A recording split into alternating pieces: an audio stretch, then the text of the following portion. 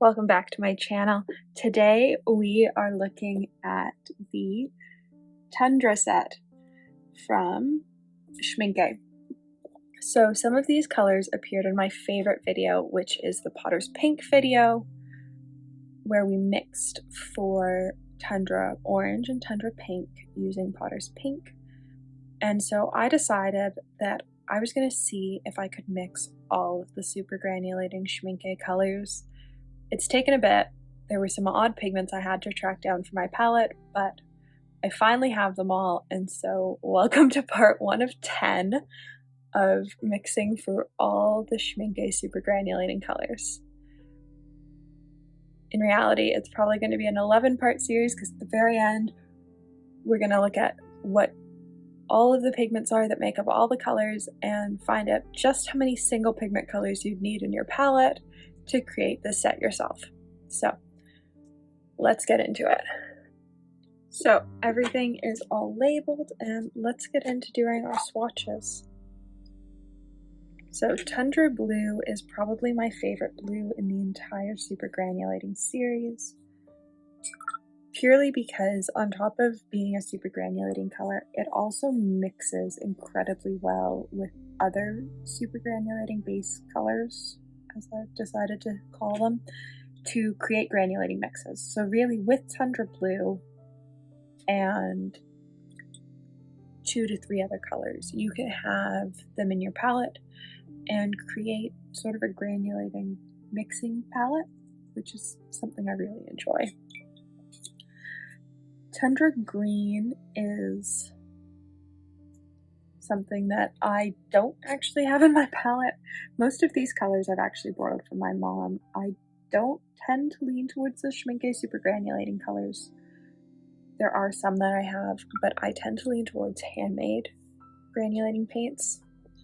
Tundra Orange is one of my favorite colors and is a color that I can't wait to add to my own palette.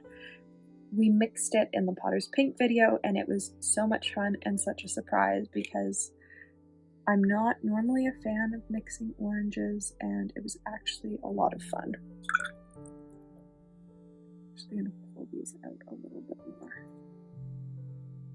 just so that I've got a lighter wash on them.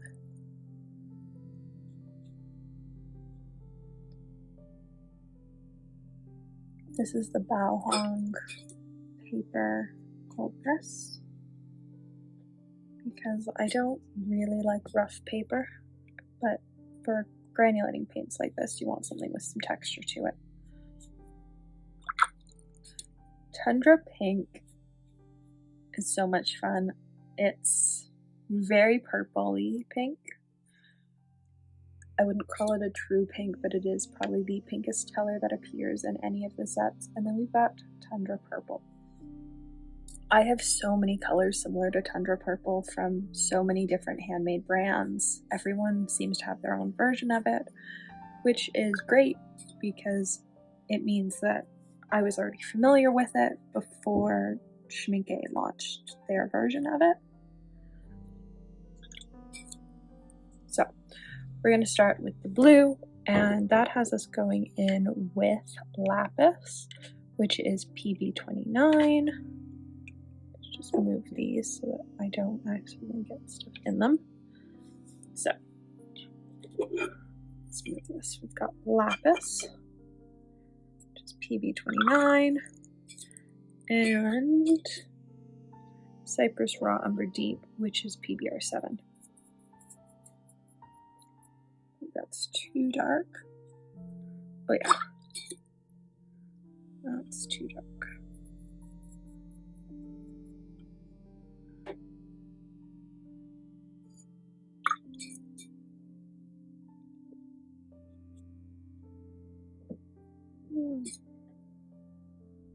It could also be the wrong PBR7.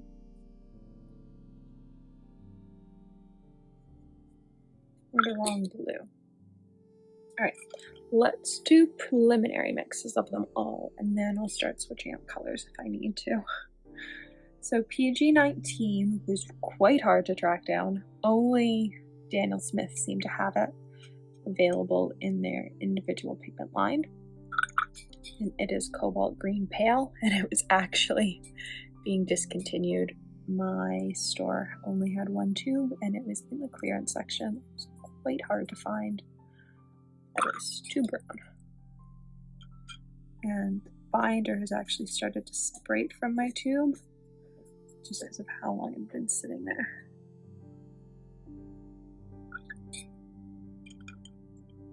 So I don't know that we're going to get a fully homogeneous mixture, just because the binder is doing its own thing. Let's say that isn't far off. Let me see if I can add a little bit more green.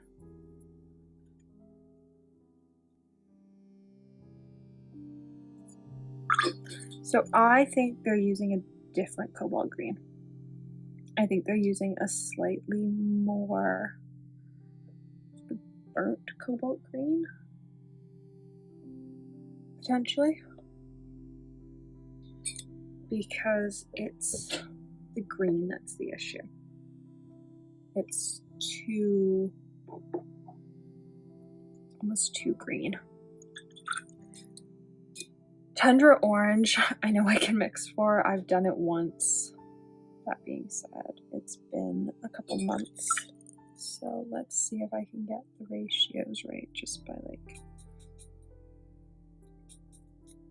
not really thinking about it.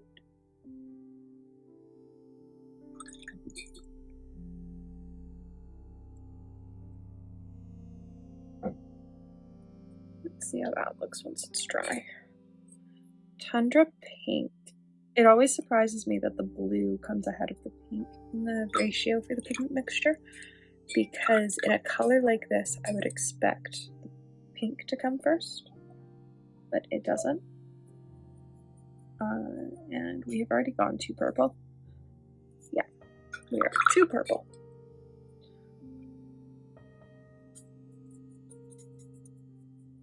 We're still too purple.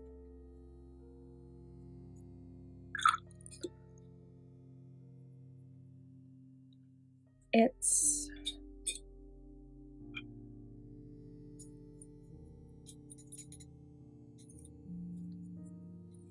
I almost wonder if the pigment numbers are flipped on the tube, because it is such a weird way to have to get this pigment by having the blue ahead. I don't think I managed to get the blue at a higher ratio last time either. This time it definitely wasn't, but that's pretty close. And now Tundra purple, which is that same blue, and PBR6, which in this case is SCHMINKE Mars Brown. I decided to go with the SCHMINKE version because I have it. I do have another version of PBR6 in my palette, but because I have it, I decided to start with their version.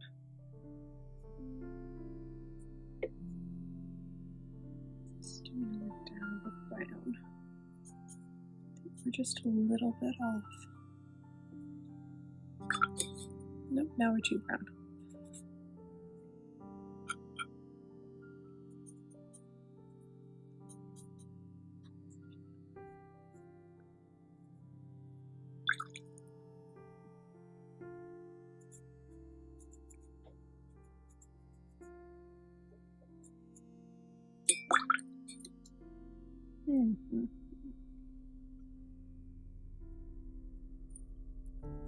Tweaking colors. No. What's that? Wash it out.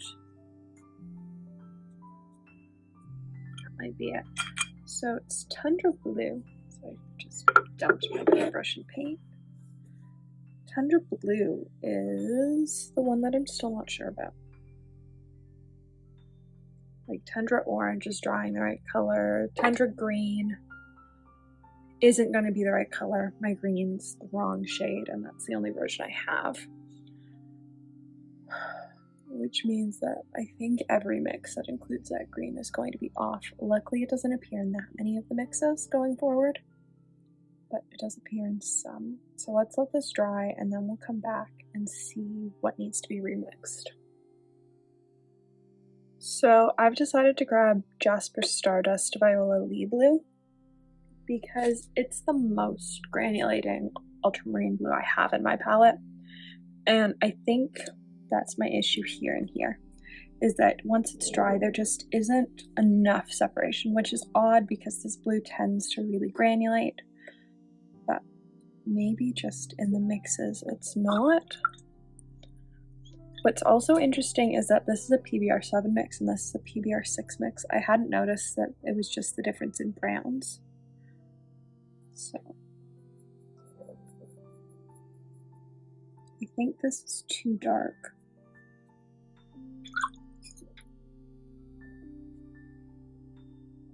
But that's already sort of better color separation, so we're just going to add in some more blue.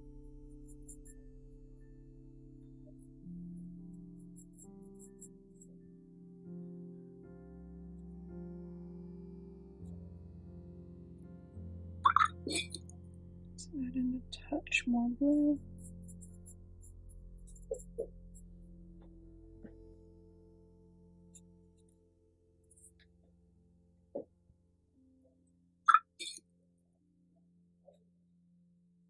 There we go. That's what we were looking for. Which hopefully means that this with PBR6 will give some similar results. I'm not unhappy with, oh yeah, looks really brown. I'm not unhappy with what I've mixed so far, but I'd like, oh yeah, there we go. Sometimes you just need to change your glue. So let's swatch out each of these and I will label them. Apparently I can't do a circle today. Weird little shape. This is the Cobalt Green Pale. Super separated in its pan. Looks almost less separated here, but as it dries, you'll see sort of what it looks like. This is the blue that I used for the Tundra and for the Tundra Pink and for the first attempt at mixing the blue and the purple.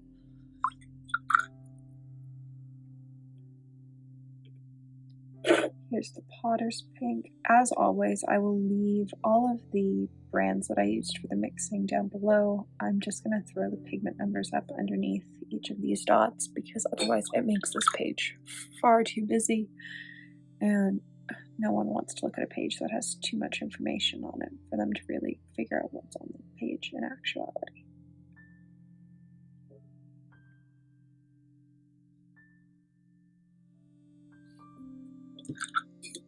This is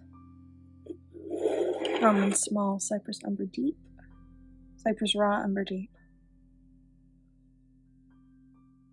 Its name is too long. I need it to have a shorter name. And then here's the ultramarine blue we ended up using for the last two. And as you can see, it's significantly lighter and it's got a lot more granulation to it. So, where's the pen? This is PB29, this is PB29, this is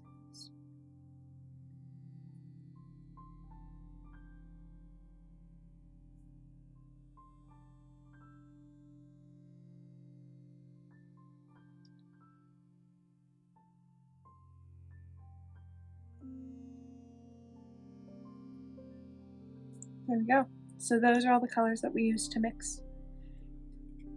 So we used more colors to mix than we ended up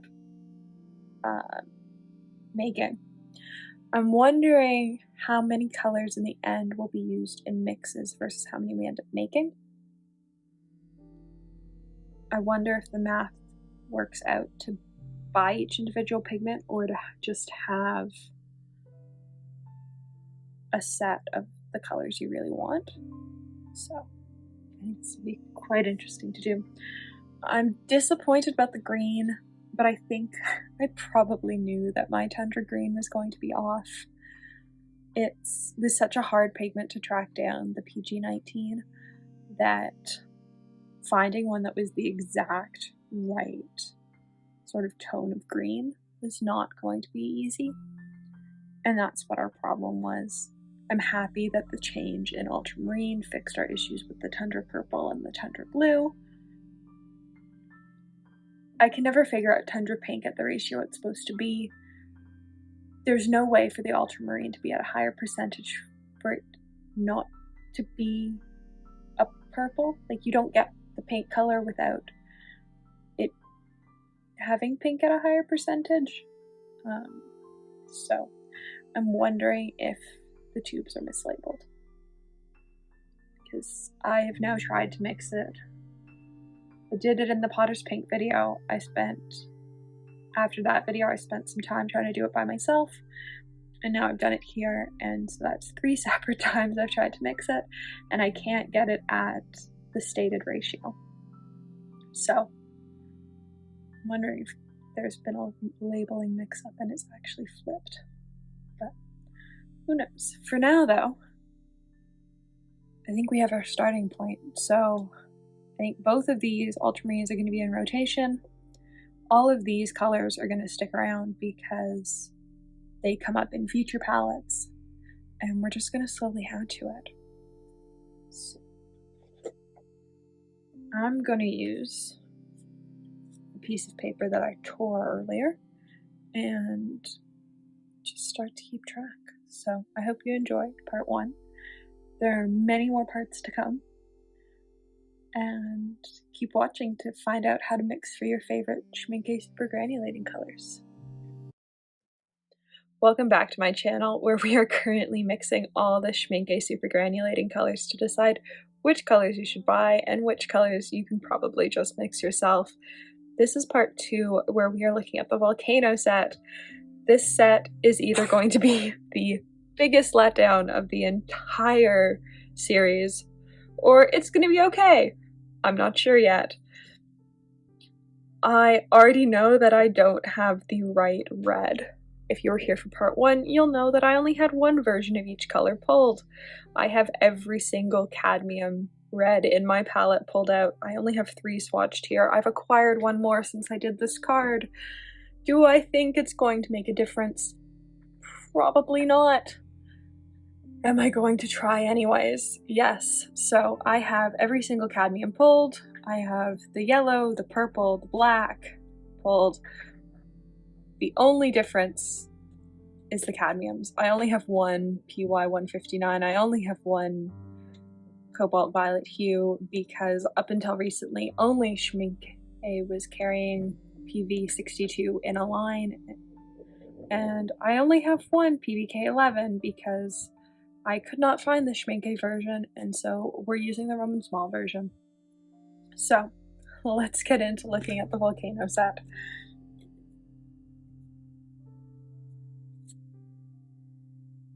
So as you can see, there are 2 colors in this set that don't involve any color mixing at all. So for them, it's just going to be how close can I get. For the PY159, only Winsor Newton carries it in their permanent line. SCHMINKE doesn't carry it in their line at all, other than in Volcano Yellow. And so there's only one option. I couldn't even find a handmade brand that carried this paint color. So, oh, this is the wrong order to be doing things in. Volcano Orange is up next. I am undecided about how I feel about Volcano Orange. I go back and forth between liking it and not liking it. I find that lots of the Volcano colors seem to have more binder than other colors in the set, and that means that they tend to have either binder that floats on top of the pan when you pre-wet them, or you tend to get like a halo effect if you use them wet on wet. which I don't like. So Volcano Red is up next.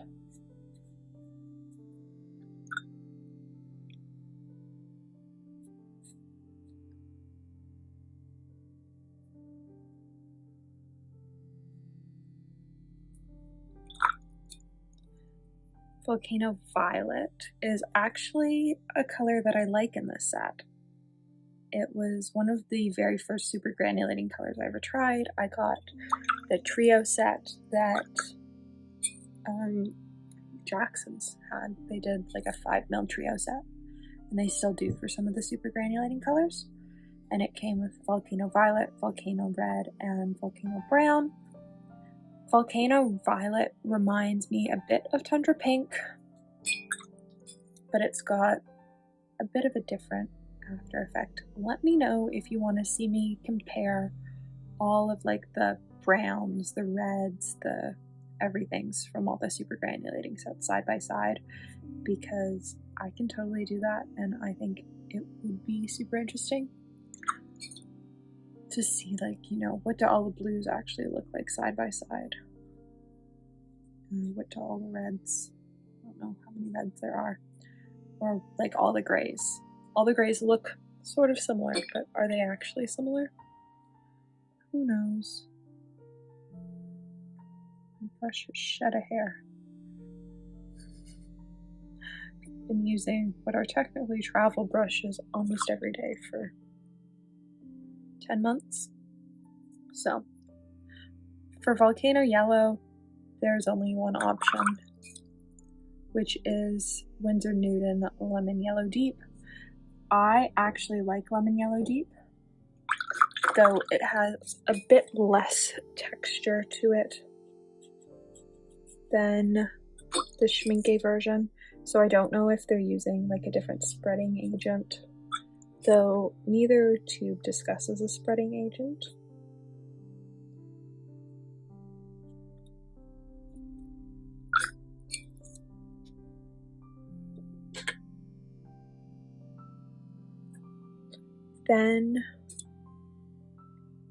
Then we have Volcano Orange, which is the yellow. I'm gonna ditch these volcano pans so that I've got some more mixing space.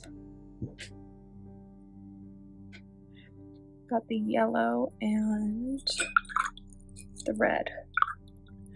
So I'm going to go with Roman Smalls Cadmium Red.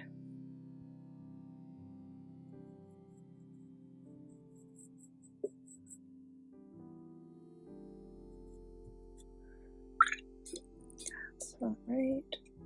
More yellow.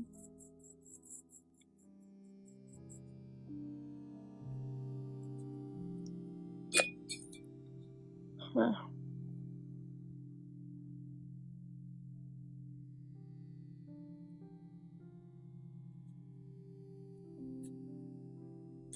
Okay, let's try Cadmium Red Deep with the yellow.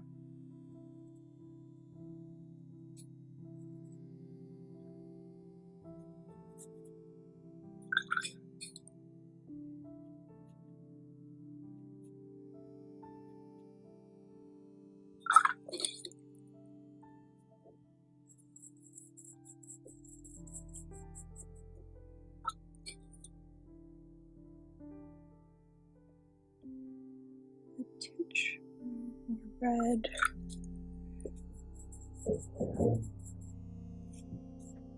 I'm actually like looking at the top of the pan and trying to match to that color.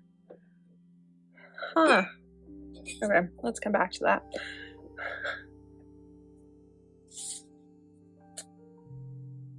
Might actually be really diluted Cadmium Red Deep.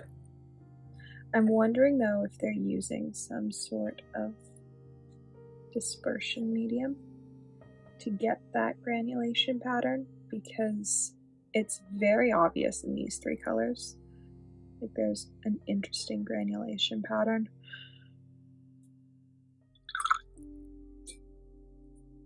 PV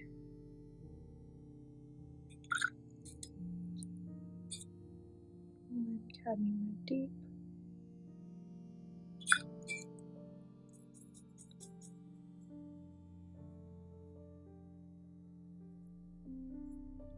Huh, so that actually has me thinking that I'm right, that it is a cadmium red deep. Because that's pretty similar. Let's try a little bit more red. We might have taken this too red now. Oh no, that's what we wanted. So, it's cadmium red deep. The question is, what are they doing to get it to have that texture to it? Because I'm not sure.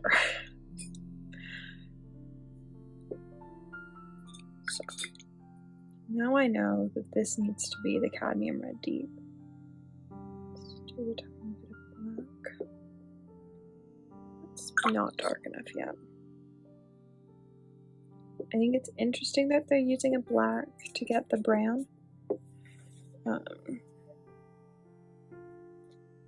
It's not how I do any of my browns normally. But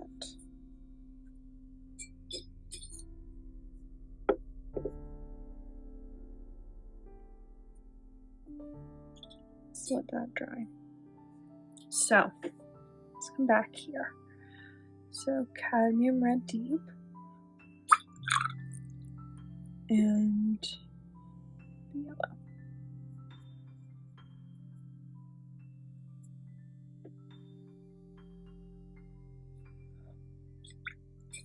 The issue is that seems similar to the top of the pants.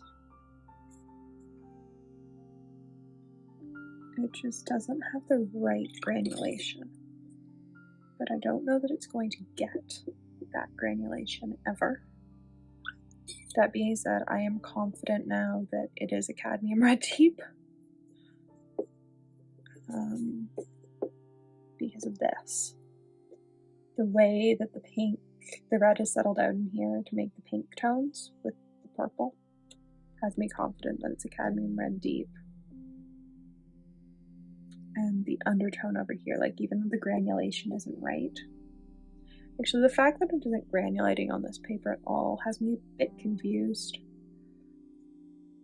I added a little bit more Aquarius black to this just to see if I could darken it up at all.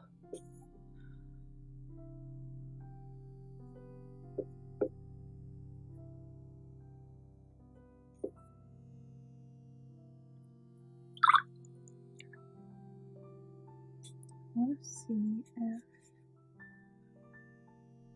just like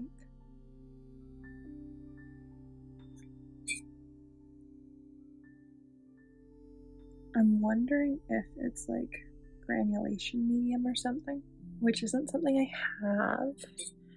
I do have Oxgall, not granulation medium.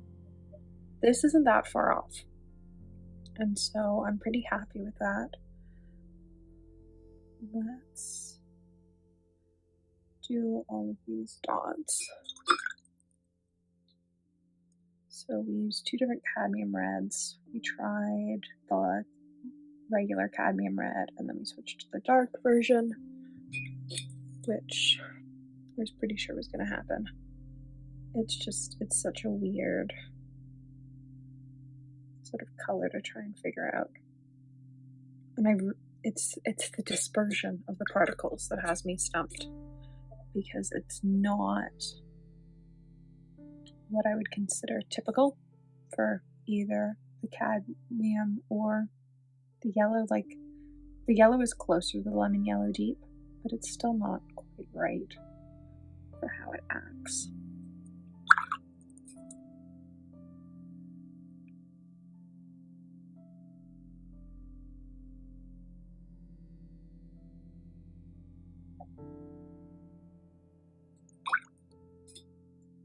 So we have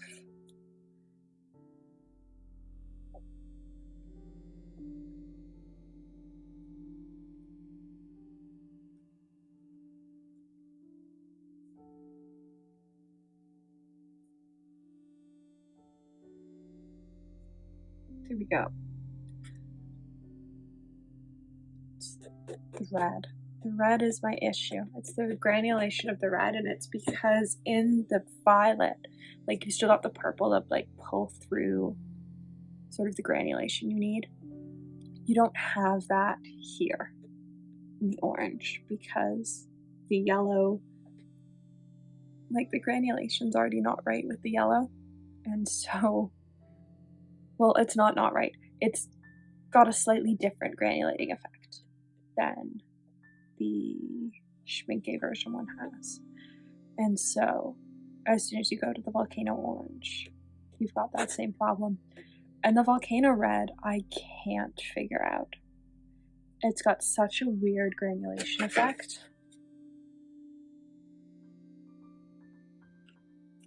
Yeah, even on, this is Arch's rough paper, which I really don't like, so I used it for my sample cards.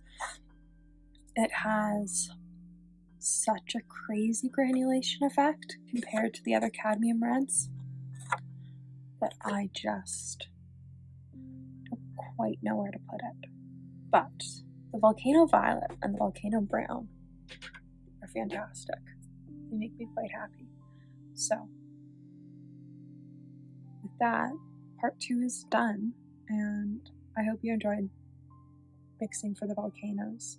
If you try this at home, tag me on Instagram in your attempts because I'd love to see them. I've had a few people message me about trying to mix the grays that we talked about in the previous grays videos, and so I'd love to hear about your attempts with the SCHMINCKE super granulating colors. Welcome back to part 3 of the mixing for the SCHMINCKE colors. What colors do you actually need to buy and what can you mix yourself? Today we are looking at the Glacier set. So I have some of these sets as dots and some of these sets as pans, purely because I wasn't able to get all these sets, these colors as pans, and so I just got them as dots. And luckily the ones that I got as dots are colors that I don't absolutely love. So we are going to look at this set. As always, I have done the card, and so I have all the color references of all the possible colors on my palette. I have all the Glacier colors swatched out, and I'm going to set up the sheet, and then we're going to get into swatching and mixing and see which ones you can create yourself and which ones maybe you should purchase if you want them. First up is Glacier Blue, which I only have a dot of. I'm unsure of how I feel about this. There are a couple in the super granulating sets that I go, this sort of feels like a cop-out for the set. Like, it feels like it could have just been in their regular line. Like, it doesn't have the same effect of other super granulating colors. And Glacier Blue is one of them. The others are spread out in sets, but the Glacier set happens to have 2 that I feel that way about. And the way I've organized this palette, they happen to be right after one another. Both Glacier Blue and Glacier Turquoise to me just sort of feel blah. I have similar turquoises from other brands that cost significantly less, and I don't feel like it has any of the crazy granulation that you see in some of the other super granulating colors, which is disappointing. Glacier Green, on the other hand, is a color that I actually love. It's a mixture with Potter's Pink, which definitely surprised me when I was putting together my Potter's Pink video and I realized that I could include it, and was so much fun to mix for that video. It reminds me of a handmade paint that I've got in my palette, and while I do prefer the handmade paint that I've got, I do find myself reaching for Glacier Green on occasion. Glacier Brown, I've only swatched. I haven't actually used in anything. But there are quite a lot of browns in these palettes. So I think there are definitely some I like more than others. Yeah, I'm looking at it again on rough paper. I'm not sure how I feel about it. Overall, like, I feel most sort of blah probably about the Glacier set, which does surprise me because I liked the swatches of it online. I just don't love it in person.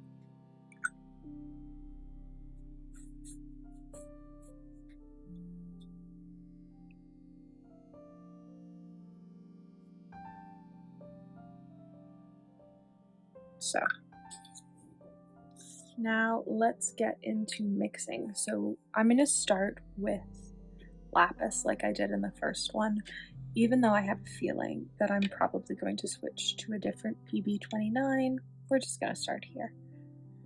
My PG50 is Cobalt Teal Blue by Daniel Smith, because I know from the Potter's Pink video that it works pretty well. Did I get this in one? Ha! I did. Oh, that's always fun. I thought I was gonna have to switch you up and everything, and I didn't. So, yeah, I would say there's probably not enough of the PG50 for it to like have any real effect on the color based on how much I added to that mixture. I just put my hand in paint. Let's fix that black swatch.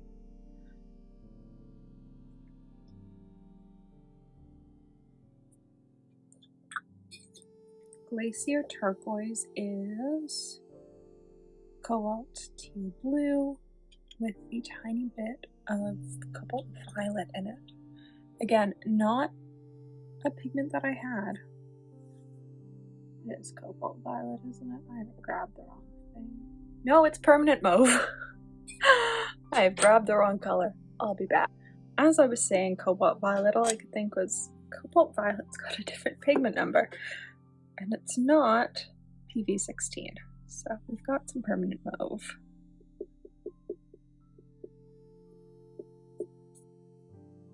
That's too purple. To be fair, I like this color better. I wish this was the color that they'd chosen for their set. I would use the set more. It's like sort of Misty Morning from Roman Small.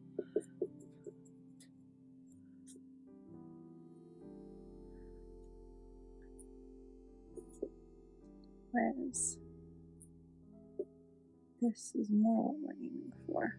Still not quite bright enough. So let's add just a little bit more.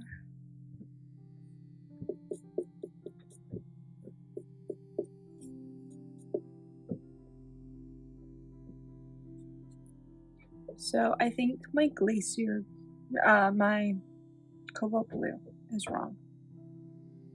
My Cobalt Teal. The issue is the only other Cobalt Teal I have is very green, which isn't what we want. We wanted a very blue one. That being said, I'm not unhappy with this mixture. So I think we're gonna leave that there. Now we've got my favorite mixture, which is mixing anything with Potter's Pink. It's just gloriously fun. I did this in 2 in the Potter's Pink video, or 3, I think.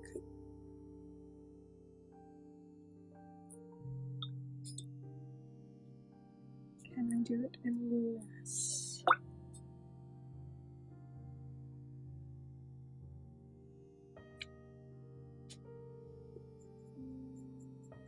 Nope. Now we've gone 2 pink. I did it in 3 in the Potter's Pink video, I think. So can I do it in 2 here?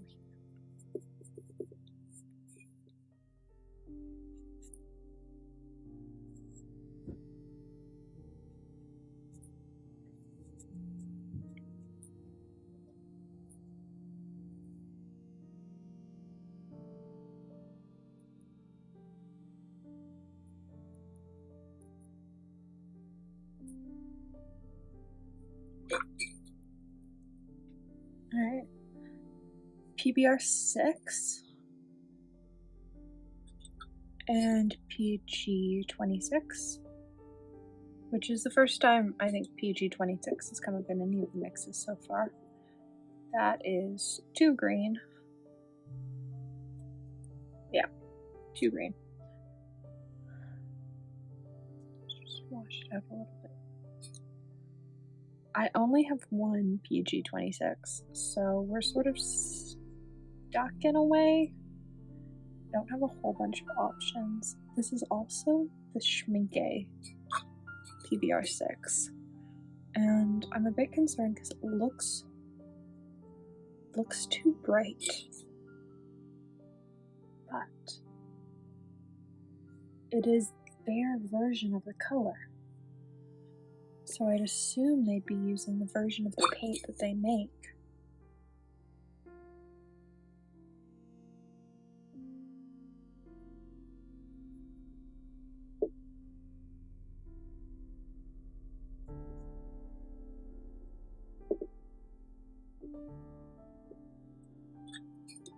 Maybe I'm wrong.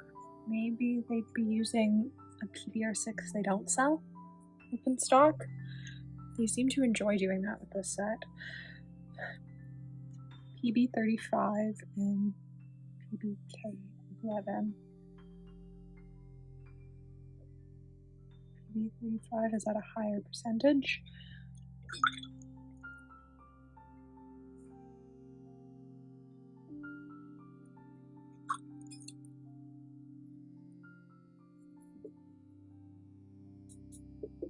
This is still too blue.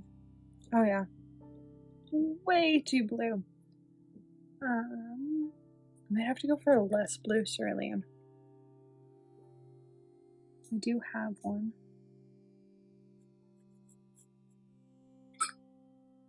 I have 2 other ceruleans I can reach for.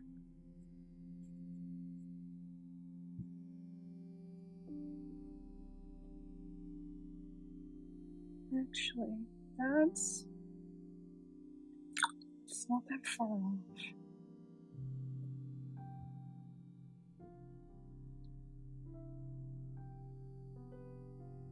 Because it's got that blue undertone. We could try with the White Night cerulean, which is the right pigment number. The trick with cerulean is that there are 2 different pigment numbers, and so it's just making sure that you've got, this is the 35 version, but there's also a 36 version. And this we want the 35. Oh yeah, that's it. So it is a light cerulean. It is not a dark cerulean. It is a very pale cerulean.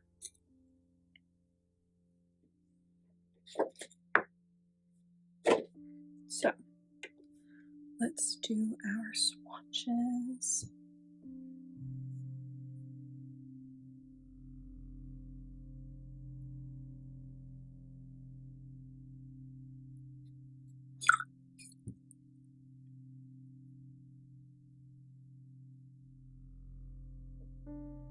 I'm just swatching the order we use them. I'm happy I realized that the purple was wrong before I painted. Downside of a brain injury. But at least I realized.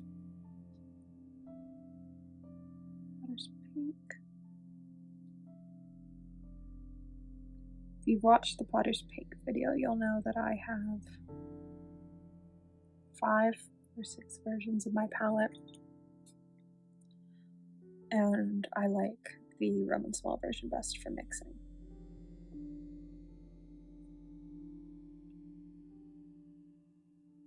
It does surprise me that this cerulean was so much of a difference, but looking at the pans, like there's a huge color difference. So maybe I shouldn't be as surprised as I am. The green and the brown mix for the Glacier Brown is still tripping me up. purely because I know that it's labeled as PBR6, and I just can't get this tone of brown.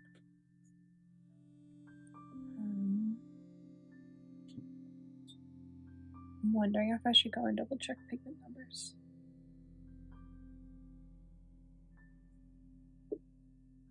Here's one cerulean. Swatch the other one next to it, just so you can see the difference, because there is a really noticeable color difference, even though they're the same pigment, and that's why I have so many versions of different pigments in my palette. Those are both cerulean blues that are both PB35s. And we've got Aquarius Black to round out the end of the row. So, I'm gonna label these now.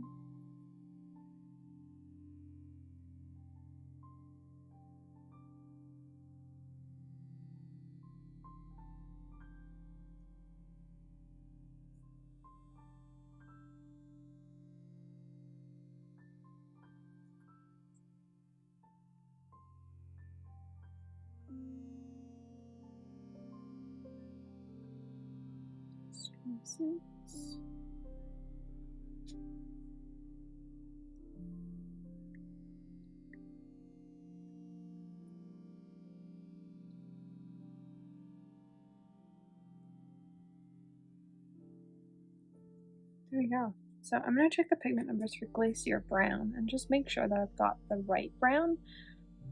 And yeah. So after checking under the brush, which is a great reference site, their swatch has it much greener than mine seems to have swatched out. So this one is actually pretty similar to how their swatch looks. So I think I'm gonna leave it. I'm really happy with this. I'm really happy with that. Now that this is dry, this one's actually pretty close. This is pretty similar. There's a bit less of the Potter's Pink coming through, mostly because as soon as I add more Potter's Pink, I find that it's going to purple. And so that's just a balancing act that you sort of have to figure out for yourself, is how purple do you want to deal with? Or how much purple do you want in your painting? But after looking at swatches online, like, this one seems pretty close to what it looks like in other swatches. So I think I'm gonna leave it there. So I was partway through filming the Shires video when I realized that what I thought was PG26 was actually PG8. The paints are labeled Pine and Deep Pine, and I grabbed the wrong one. So Glacier Brown, these mixes are not the right mix. And so we're gonna cross out this color. And I'm gonna try it again on this little patch of palette that I've got clean, and see if by using the right pigments I can actually get this color. Oh, I need way more brown.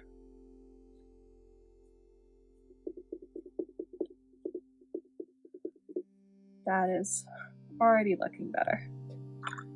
Oh yeah, there's the opacity that it was missing.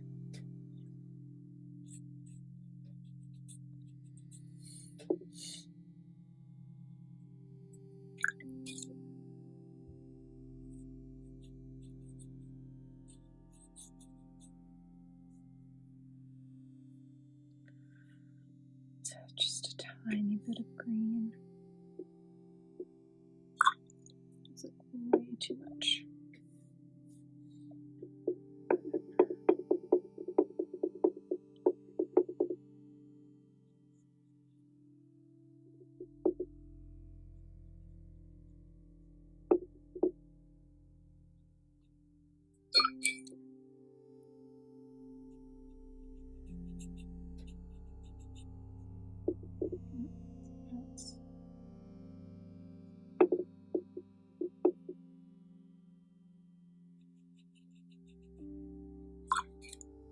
So that's definitely a lot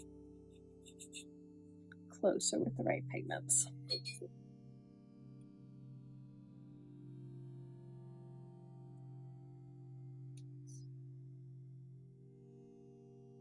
Swatch this over here. I thought I was done and moved on to the next video, and then I'd realized it was the wrong color.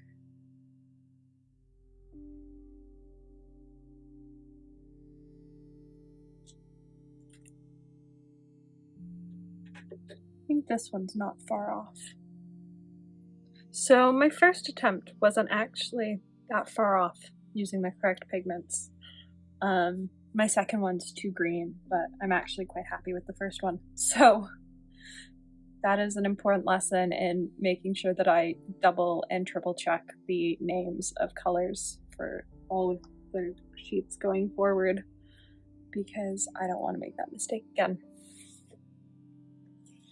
Welcome back to part 4 of my SCHMINCKE Super Granulating series, What Colors Do You Need and What Colors Can You Mix For? Today we are looking at the Shire set, which is one of my favorite sets. It's been one of my favorite sets since it first came out. When I first saw the preview pictures of it, I absolutely loved it. And so we're going to look at the 5 colors that make up the set, and then we're going to look at the various colors that are used in the mixes for the set. There are quite a lot of blues that are used for mixes, but this is number 4. And so we've learned from the previous videos what sort of versions of the blues may or may not work. So I've switched up the cerulean that I'm using after the glacier video. We have 2 different ultramarine blues currently in use, and we're going to get into it. I do have 2 options for the Viridian green. I'm starting with Winsor Newton, though I do have Daniel Smith. I've got a couple different options for the cerulean and many different options for the ultramarine blue, but I'm going to start with what I've got set out. If they aren't quite right, we'll make some changes, but seeing as we're trying to figure out what colors make the best dupe palette for the SCHMINCKE Super Granulating set, and how many colors do you actually need in a palette to dupe the set, I'm trying to keep as few colors in rotation as possible. So if I can get it done with only these 2 ultramarines as our blues going forward, as the ultramarine blues, that's what I want to do.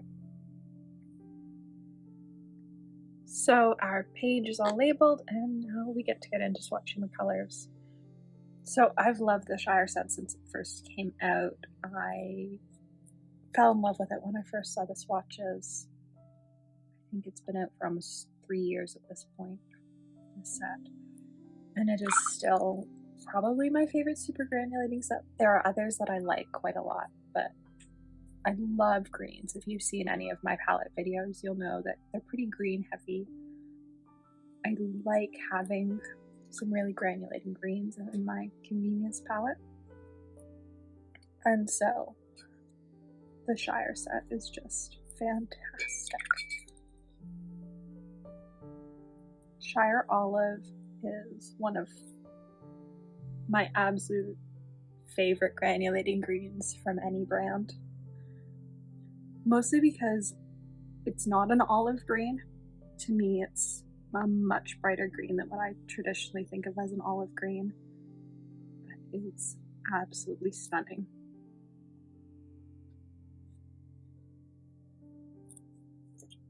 All of the Shire colors use one of 2 yellows. So either Nickel Azo Yellow or PY 159. In this case, for the mixes, I'm using Lemon Yellow Deep by Winsor Newton.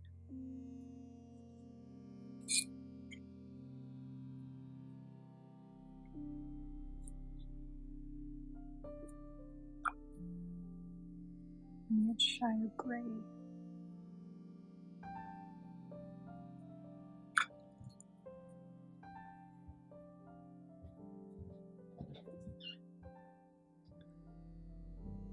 I think Shire Gray is probably my favorite of the various grays in the various super granulating sets. It also reminds me of Urban Gray that Roman Small has just released. So we'll see how similar they actually are. I don't have my pan of Urban Gray yet. But now we get to get into the fun part, which is mixing for them. So, PY159, lemon yellow deep.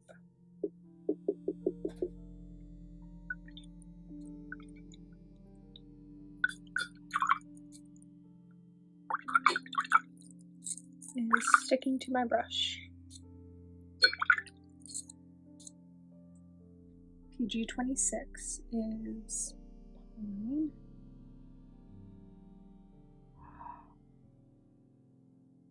Oh, I made a mistake. That explains the issues we were having in the last video. All right, so let's go fix this mistake. So I'm gonna have to go back and amend the glacier video because this is pine. This is PG26. Though it's labeled as PG29 here, which is not what it is.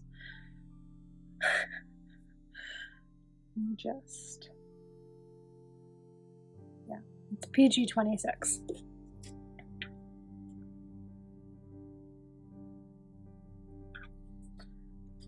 What is here is deep pine, which is PG8, which is not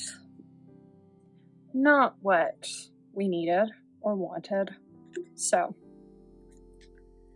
that was my mistake. Let's do a little bit of blue. Let's grab some of the PG26. I can't even say it right.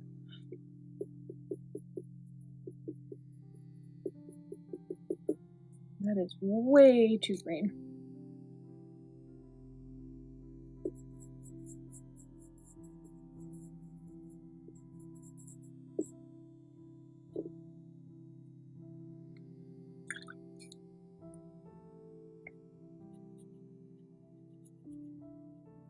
All right. So that seems to have fixed the problem that I was having in the last video. Oh yeah, there we go. Just needed a touch from the yellow. And there's our color. Now, yellow.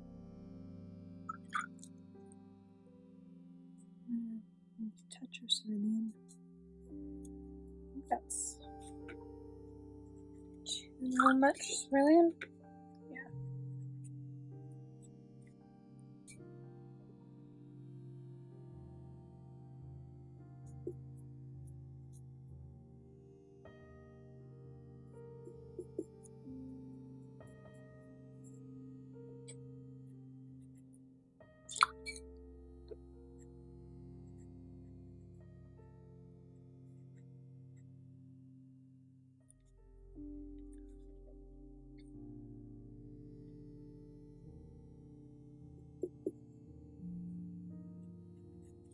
Oh, there we go.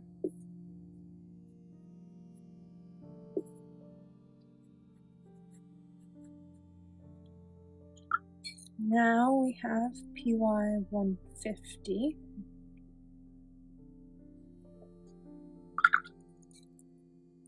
And PG18.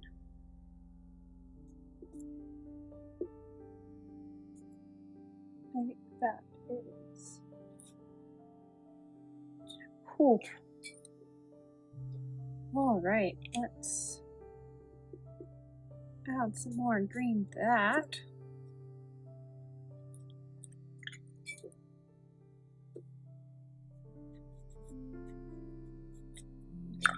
Is this actually that?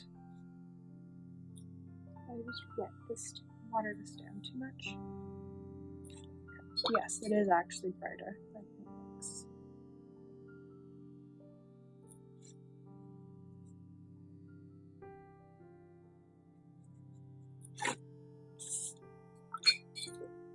that being said, I could try the Daniel Smith version. So let's wet it. It'll take a couple minutes to reactivate, so while that reactivates, let's go with the lemon yellow and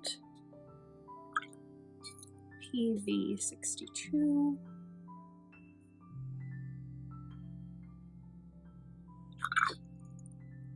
Probably too much violet. Well, maybe not.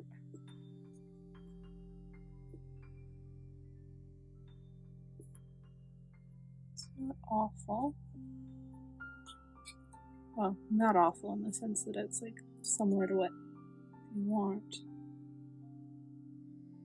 Is it a color that I'd use all that often? No.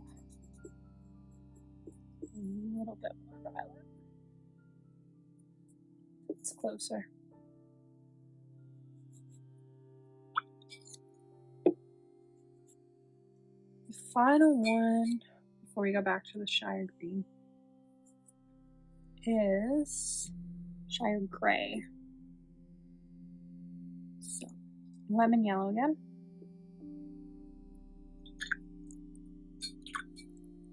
Then we have Cobalt Blue Deep. And then we have PBK11.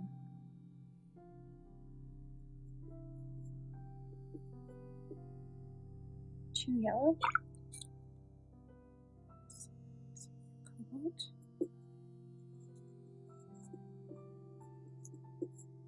Start there.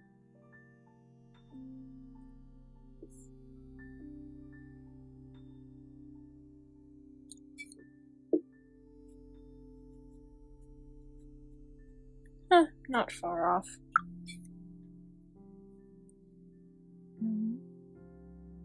Just trying to touch more black.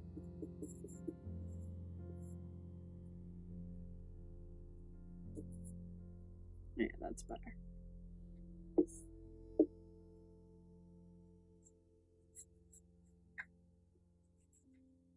There we go. Alright. Back to this Shire Green. So, Viridian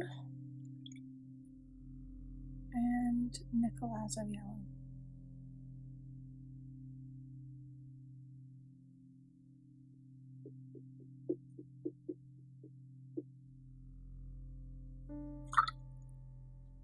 Even with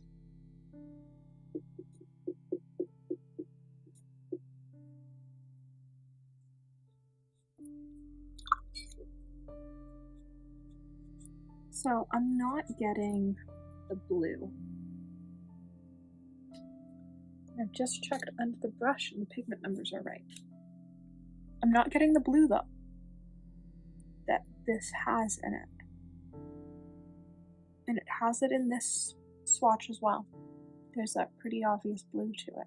So I don't know where it's getting its blue from. Unless they're using a really blue undertone PG18, but I can't think of a brand that has one. So I think the best bet was actually the Winsor Newton version.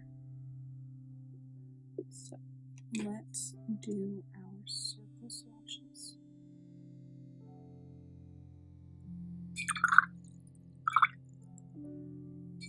And then I have to go and fix a video.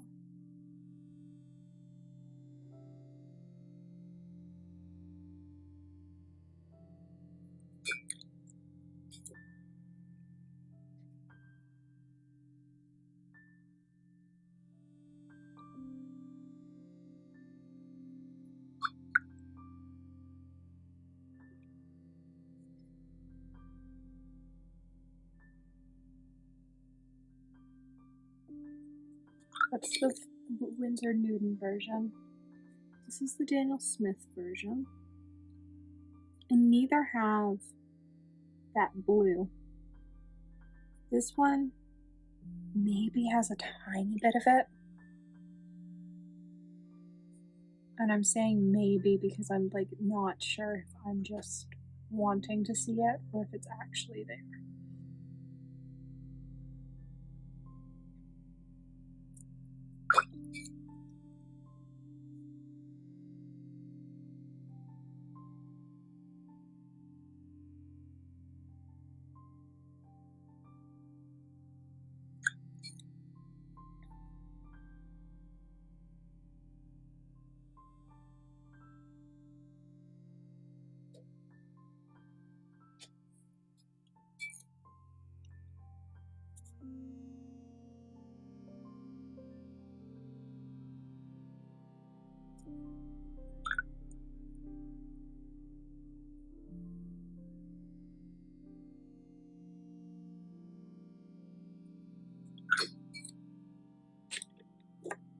So this is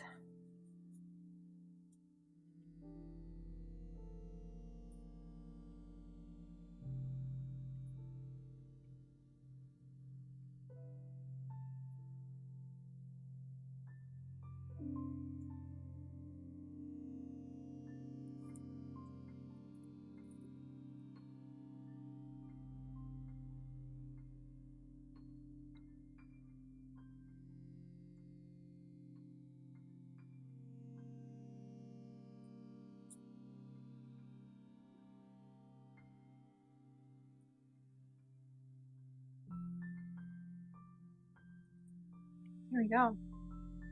So there's all the colors we use. So let's do a star just to differentiate. That's the only one that used that green. I don't actually like it. So it's not going to be moving forward as the Viridian we're reaching for. I think I'm going to keep the Winsor Newton one in rotation, but not the Daniel Smith one. Because I prefer the Winsor Newton version, this bottom one, even though it's not 100% the right match, it is closer. And for me, that's close enough. Welcome to part 5 of mixing the Schminke colors from scratch. And today we are looking at the Urban set, which is actually the set that I didn't think was going to be included in this video. I didn't own them and didn't think I was going to be able to get them, but luckily some very nice person on Facebook was willing to trade for some Daniel Smith pigments I had, and so I was able to get them. There was a time that I thought that I was going to be mixing the Urban set just from online swatches, but we're going to do this.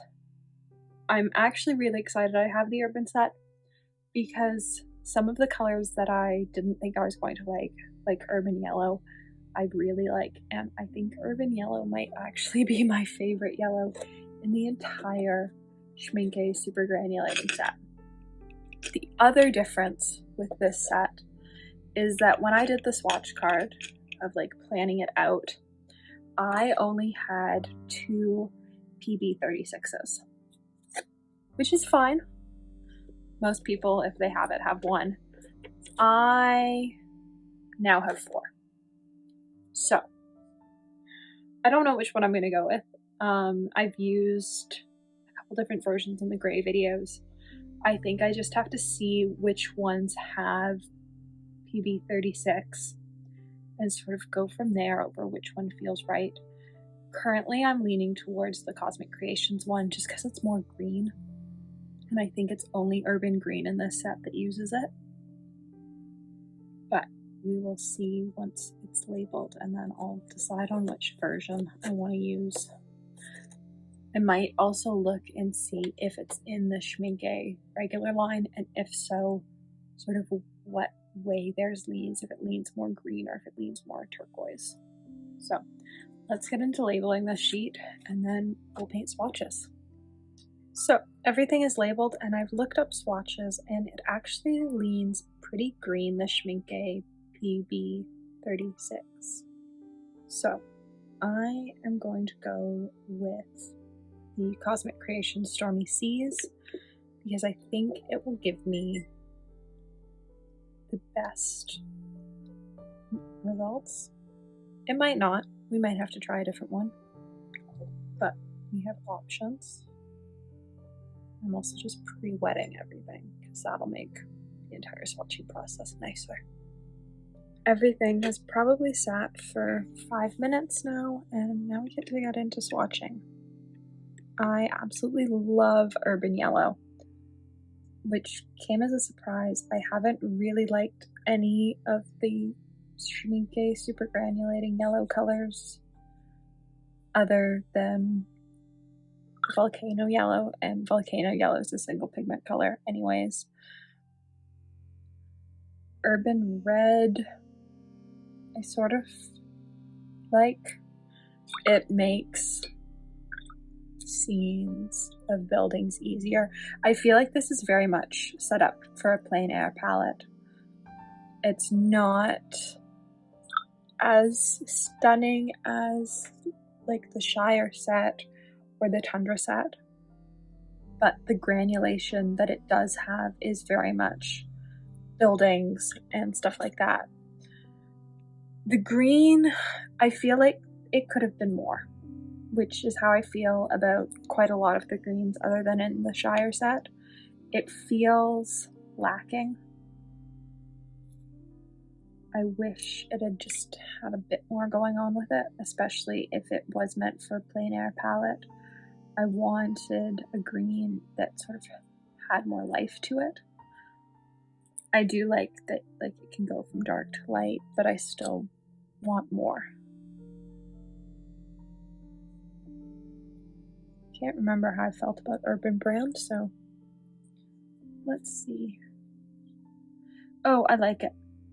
I like that you've got like the light undertones to it, and it's also can get quite dark. I think of all the browns, Urban Brown and Galaxy Brown are probably my favorite, and they're sort of on opposite ends of the spectrum where one seems quite cool and one is very warm.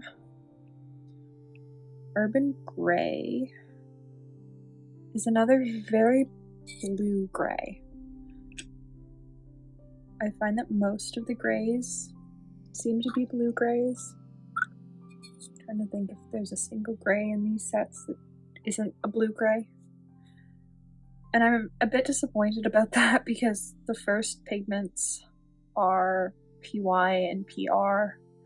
I wish they'd gone for a gray that was slightly different. It does fit in like the urbanness of the palette, but I wish they'd made a change in at least one of the palettes to have a slightly less blue-gray. So let's move these colors so we have some mixing space. And put down our lemon yellow. And PV 16. I think that's too much PV 16. Maybe not.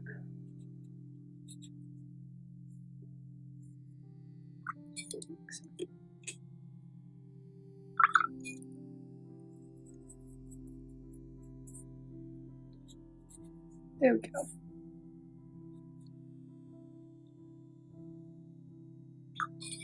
So I'd say that one's pretty easy to mix for. Urban Red is PY.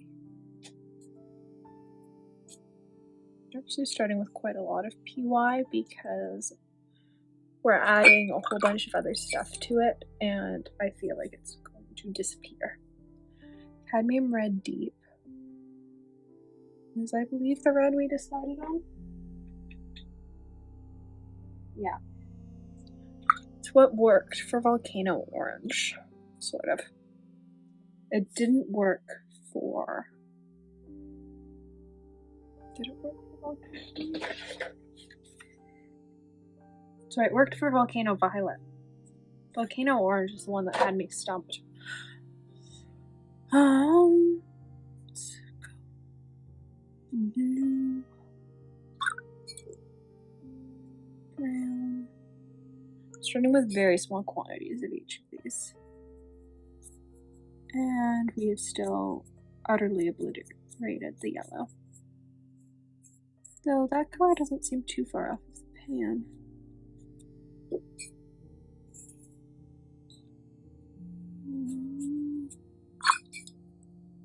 Let's add a little bit more cadmium red.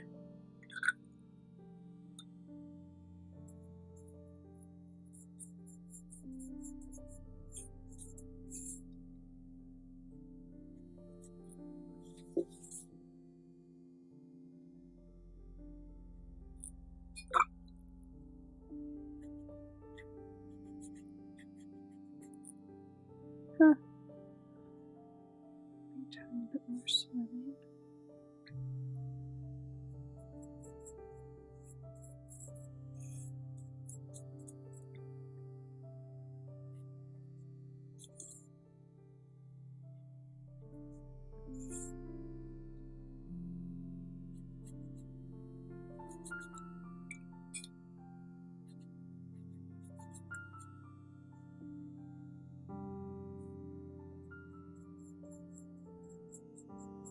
No, too blue.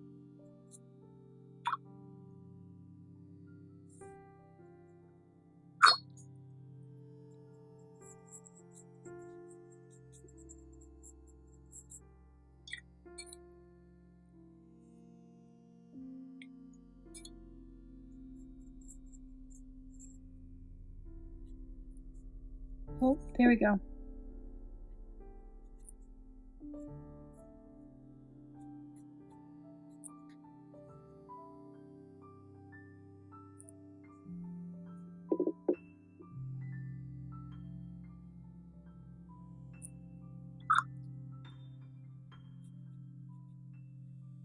So it's still a bit too like cherry red, especially washed out, but it's not gonna get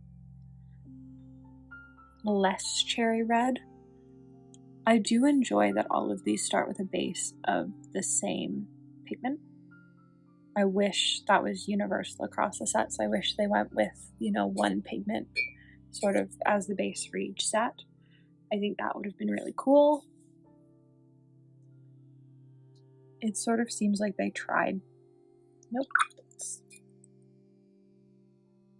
Tried to with some of the sets, but it would have been really neat if they did a set where, you know, the base of all the colors was like Potter's Pink or Ultramarine Blue, whereas it sort of feels like Urban is the only one they did that with.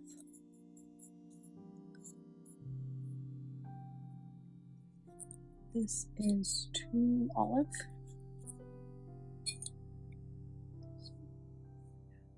More blue and some more black.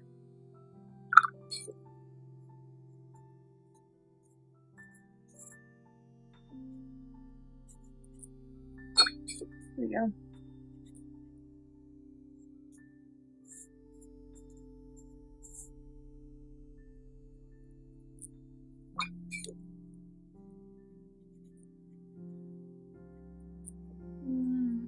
Maybe not. Our black settling out differently. I think her black is always going to do that because it wasn't mulled in with the rest of the pigments.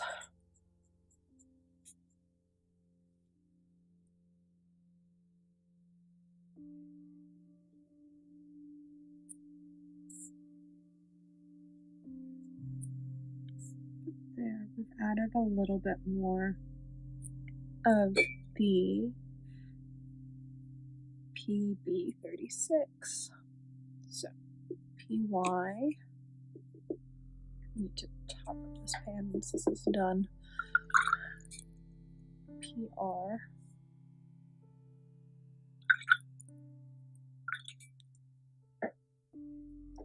PBK. I think they must be using quite a light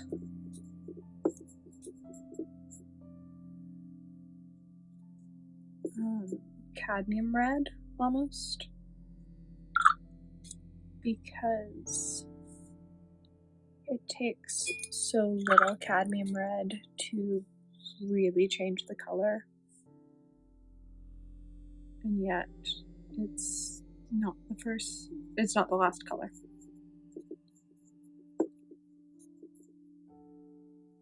It's in the middle.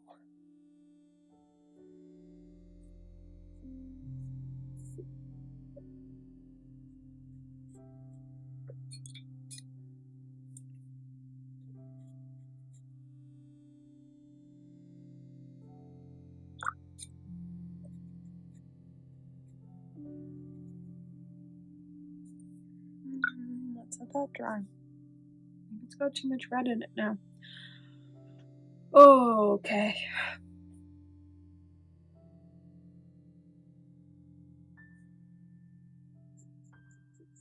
Added a little bit more yellow.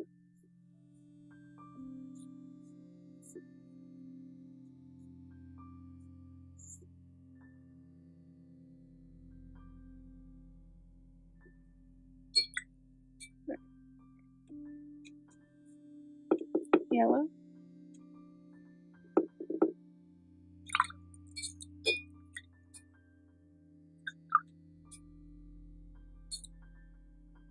Red.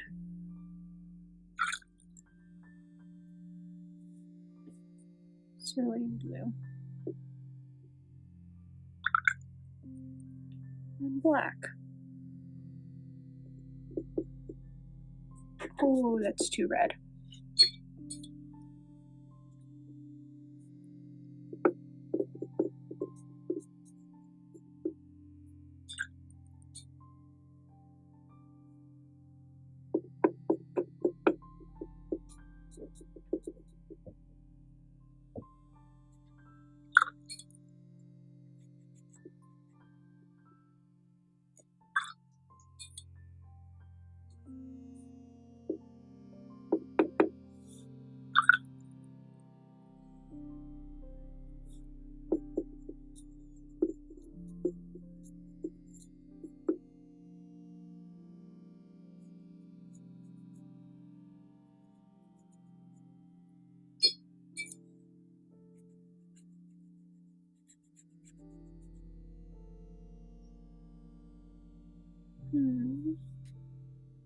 We tried this ultramarine cerulean last time, and it was the wrong cerulean. I'm wondering though if it's the right cerulean here, because this is so much more blue. So let's grab our lemon to the last clean section of this palette.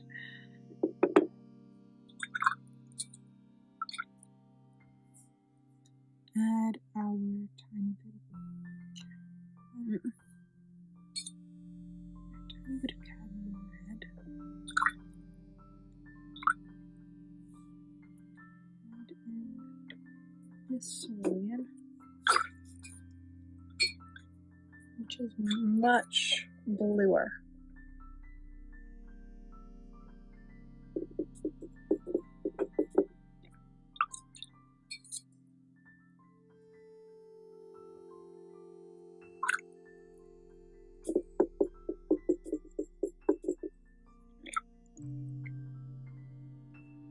Add a touch more red to neutralize the green. And it's now the color. Now we've taken it brown because this red is crazy.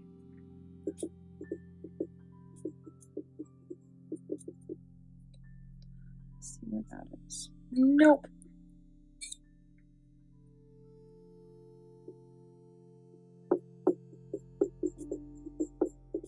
Yellow.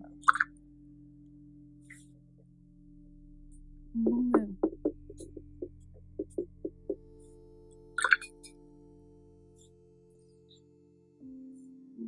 Red.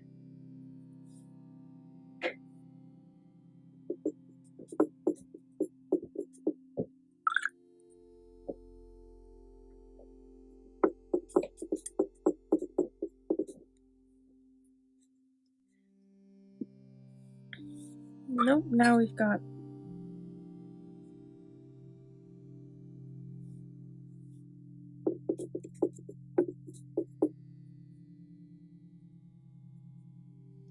doesn't seem that different from Glacier Black. What's going on here?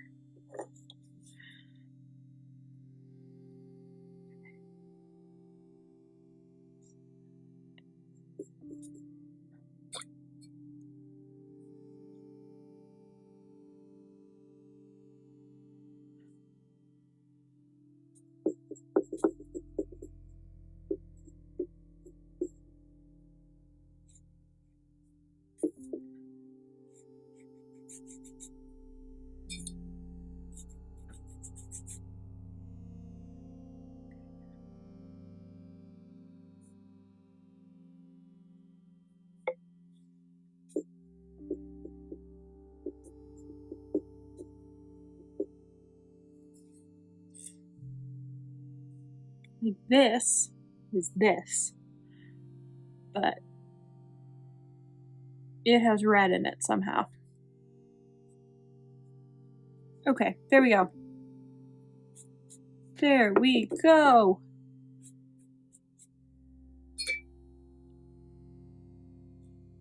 Like, sort of seems right, maybe.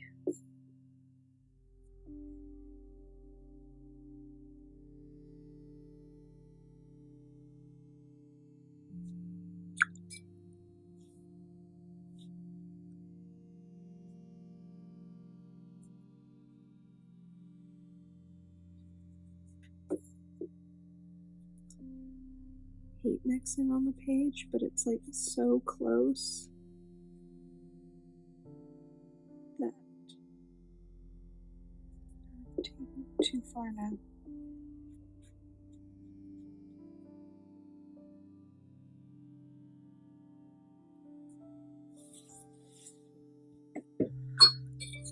Huh. So I flick red water all over my page. Okay. I'm gonna try this one last time. I'm gonna take a bunch of yellow. We're gonna take a different cadmium red.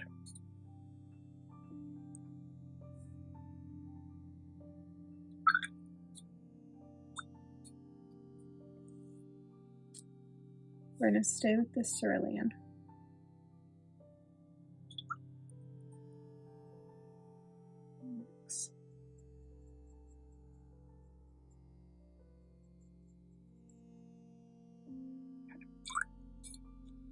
And there we're gonna add more yellow.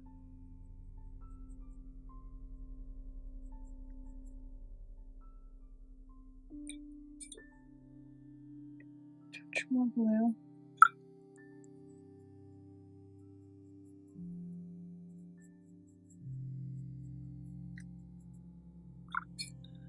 And we're gonna add the black.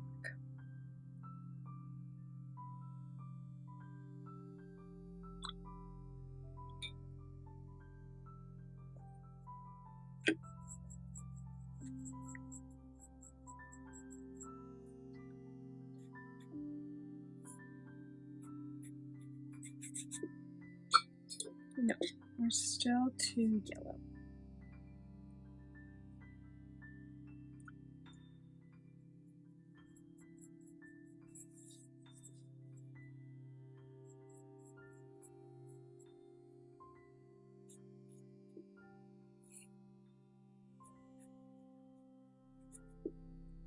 I did not think it was going to be a gray that stumped me. Oh, all the colors to really stump me. In this, I did not think it was going to be a gray. Okay. Let's try this cerulean, this cadmium, and a whole bunch of this yellow. I've just gotten cadmium red in.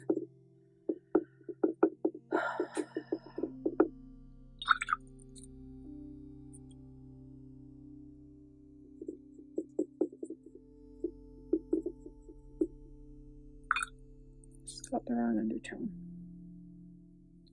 That's a blue undertone. I'm not even adding the black until it's got the right undertone.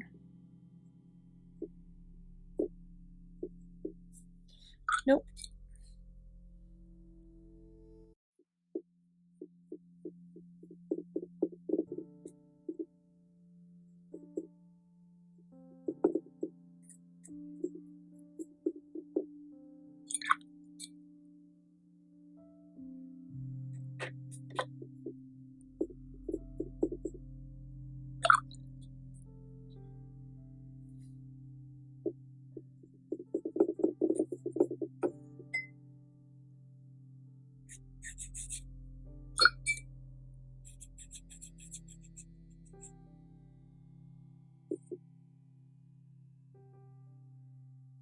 I can't even tell anymore.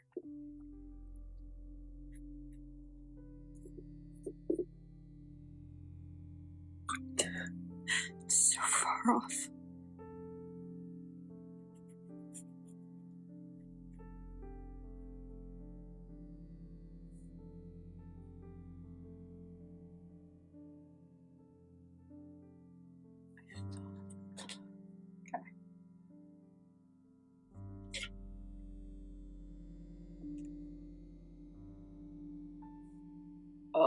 This set isn't on under the brush. Huh. Okay.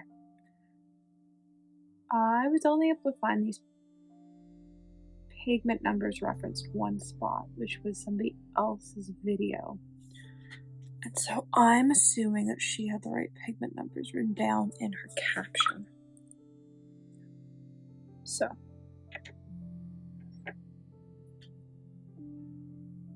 This has me stumped.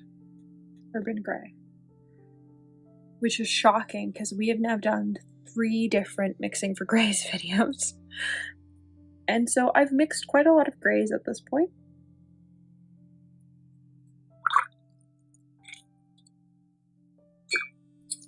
I'm fairly good at it, and I am totally stumped on what's in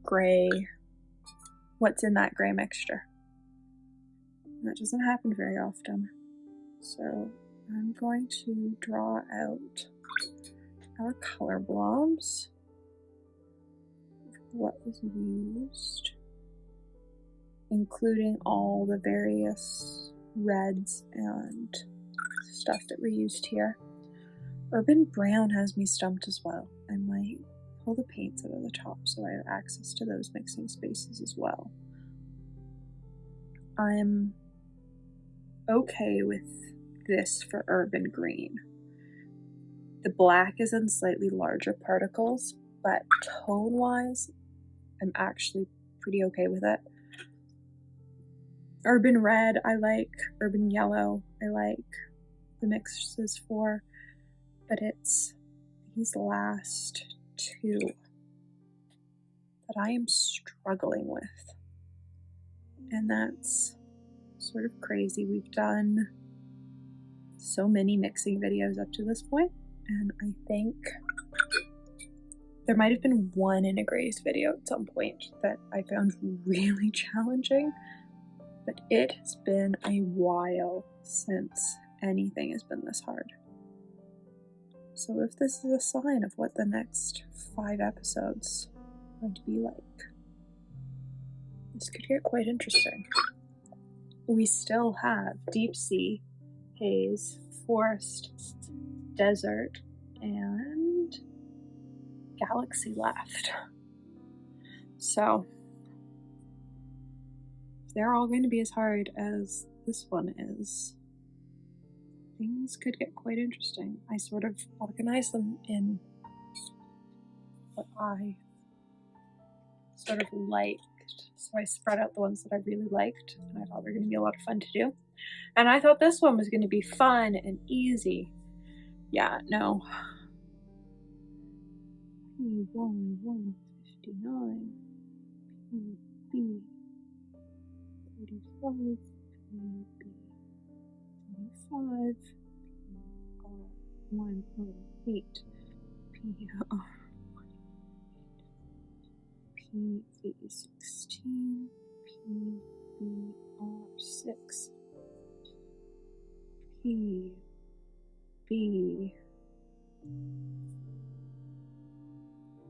PB36, believe so.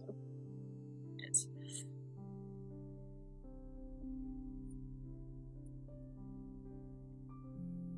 Okay, 11. All right. Let's look at these. Once again, we're gonna take everything out of this top section. I'm gonna put my arm in pigments a bunch, I feel. So,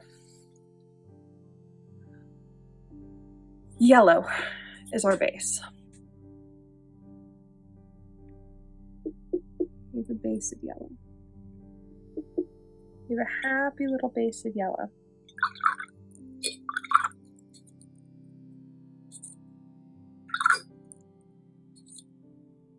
Let's add this cadmium red in.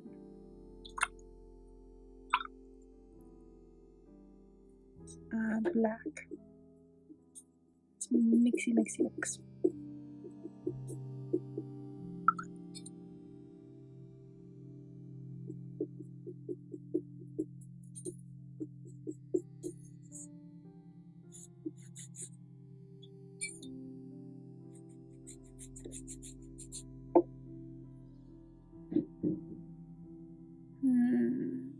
It's still too light.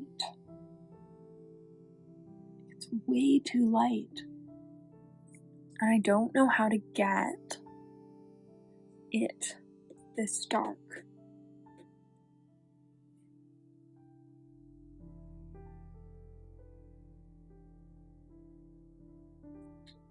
I think the trick is the black being mulled in. So the black's in smaller particles. I think that's part of my issue. That my black is in too large of a particle. And so it's just sort of separating out. And so you're not getting this sort of grayness. Because actually, now that I'm looking at the undertones of this one, it's not awful. It's not great, but it's not awful. It's got sort of the right lightness to it, where I think if it had been all mulled together, you would have the sort of same separation, where it's in much smaller particles of separation. I think that's what's going on with the Urban palette, is that it's been mulled much more finely than some of the other sets. And so you're seeing stuff separating. It's still separating a lot, but the pigment particle size is smaller.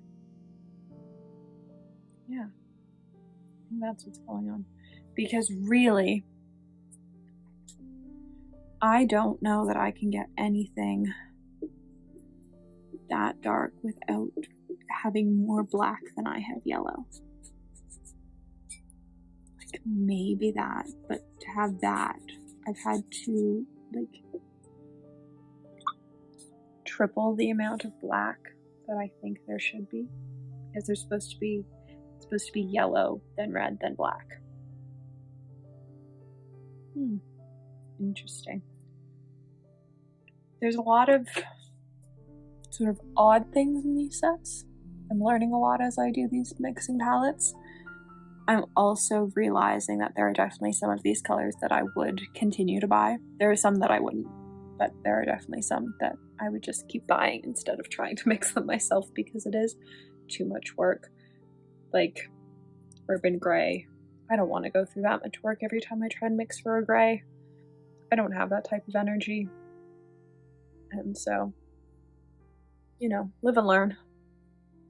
Welcome back to episode 6 of DIY, the SCHMINCKE super granulating colors. What colors should you just buy, and what colors can you probably mix yourself? Today we are looking at the Deep Sea set. So I have some of these as dots, and I have some of these as pans. For the sake of simplicity though, I am just going to use my dots. Then I don't have to switch back and forth between dots and pans. I only have, I want to say I only have 2 of the colors in pans. I've got Deep Sea Violet, and I believe my mom has Deep Sea Indigo in her set. But all the other colors are dots, so I just decided to stay with using dots. After all the excitement of the last video, I'm hoping this one is a bit simpler to do, but we'll see it takes quite a lot of colors for this palette. So I've pulled everything we should need. It's also the first time we have PV14 coming into play and PBR33. So PBR33 is mahogany brown, but PV14 is cobalt violet. And so I've got Winsor Noon Cobalt Violet and I've got Roman Smalls Cobalt Violet Deep, just because I'm not quite sure which version I'm going to need. Hopefully one of the two works, because even though I do have a third option, I'd prefer if it was one of these, just because these two mix better than the other option, though Cobalt Violet I find doesn't really mix well with anything. So I do find it interesting that they use it in their sets. So let's get into labeling this sheet. So everything is labeled. I made a little mistake when I was labeling Deep Sea Indigo, and so Deep Sea Violet does not have much space, but we're gonna make it work. So I don't love swatching from dot cards, but it was the easiest way to get some of the SCHMINKE colors, and so I'm just gonna go with it. I really like Deep Sea Indigo. I didn't think I was going to, and so when I did have the ability to get it in a pan, I only got a quarter pan of it, and I do sort of regret that. I did the same thing for one of the Galaxy colors. I wish I'd gotten a bigger pan of it. This is Deep Sea Indigo, which I don't find all that different from one of the other colors in a previous set, but I actually can't remember which color it is. I'm going to do a video at the end where all of the colors are swatched out, and so you can see what all the colors in the set look like, because I think that's important, because it's rare that somebody has it's all 50 colors that they've come out with. I do also have their random gray, but seeing as that doesn't have a pigment number, I'm not going to include it. I'm missing two of their other limited edition colors that they've come out with recently. I'm missing Ocean Blue. That's what it's called. I'm missing one other. I don't find Deep Sea Blue all that different from, I think it's from Glacier Blue. And if you watched the Glacier episode, you'll know how I feel about Glacier Blue. There's so many pigment numbers in it, and it doesn't feel like there's all that much going on with it, and I find that disappointing.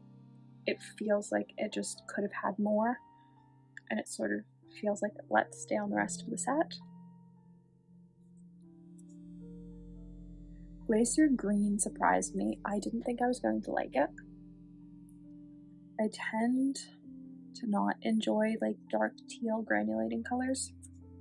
I have several in my palette, but they need to be really dark for me to like them.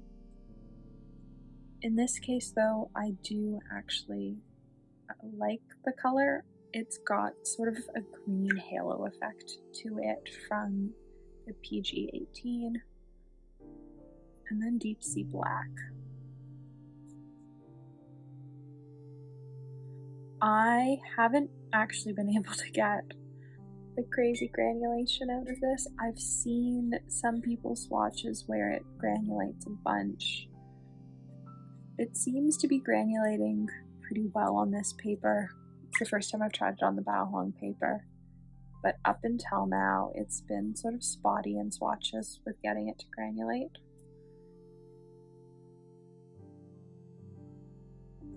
So let's let those dry a little bit and then we'll swatch them out.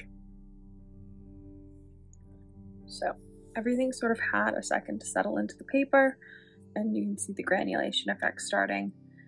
And this is what I mean about like the Deep Sea Blue. Like it's already starting to dry and there's really nothing there. And I find that disappointing. I just think that with a paint company like this, they could have done more with it. Oh, huh. That's not what I would have picked. So, a violet earlier was a different brown.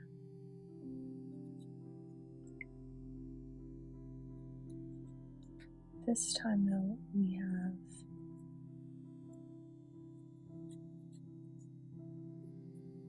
mahogany brown as our brown.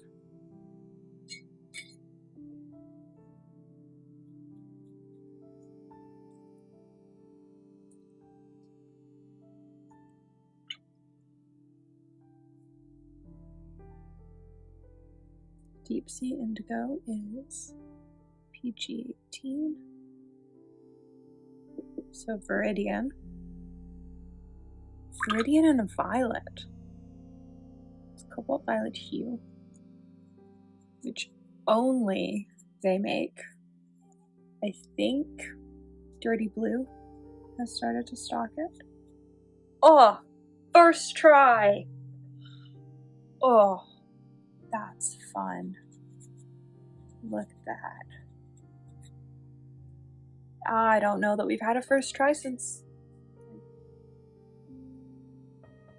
Under Orange, which was in episode 1. It's been a bit. So, Deep Sea Blue.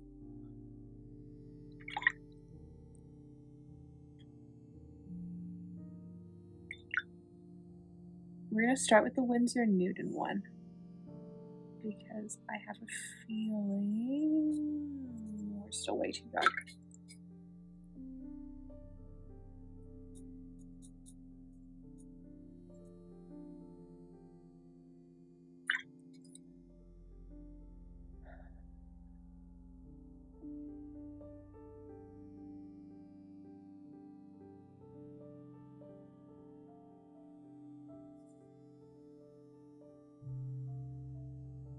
Huh. 1 second. This site has it referenced as a different pigment number than what somebody else had it referenced as, so now I need to figure this out. So, in my quick Google, I have now seen Deep Sea Blue with 4 different pigment numbers. So, I am going to go with what Jackson's has, which is not what I've got written down. They have it as PV16. There's a couple other art stores that have it referenced as PG50, PV16, PV29. So this, then this. There was a different art store that had it as PV50, PV14, PB29. There are a variety of different options floating around. Which one do I think is right? I don't know. But Jackson's has it as 29, 50, 16. And so that's what I'm going to use. I'm going to assume Jackson's is correct. And that somewhere one of these other stores made a typo that has just been copied.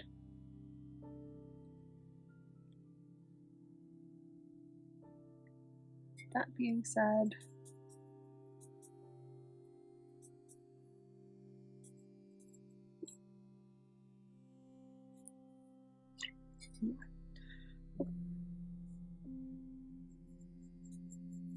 let's throw some more teal in there.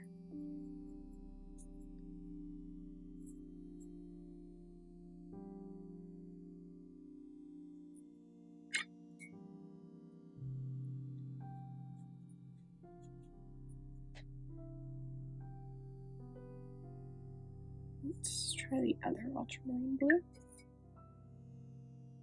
Just because it's slightly lighter. Well, not really, but it's maybe got the right undertones for this. Do I even know what that is at this point for this color? No. It's so bright that I'm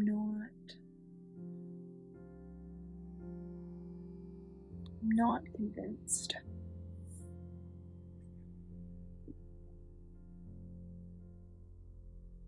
My other option though for the Peachy 50 is a green. It's like bright green, it's a cobalt green.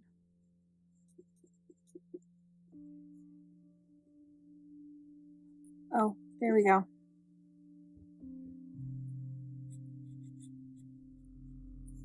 That isn't awful.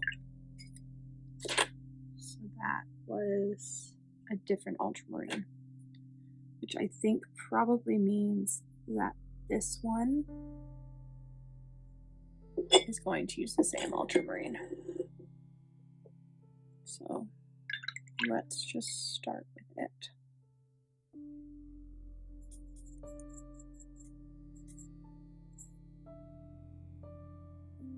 Two blue. And some more Viridian.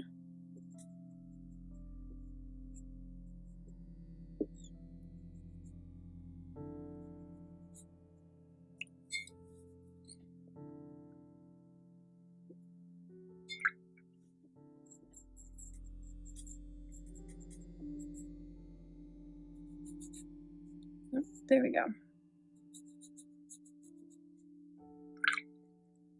So, deep sea black is 74.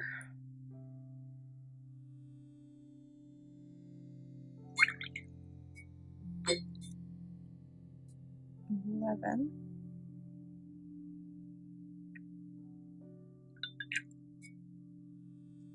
And 35, which I just contaminated with black.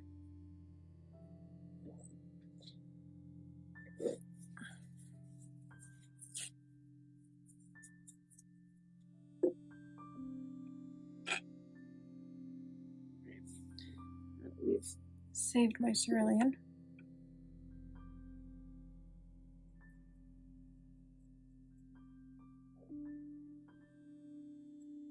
I think we're way too blue still.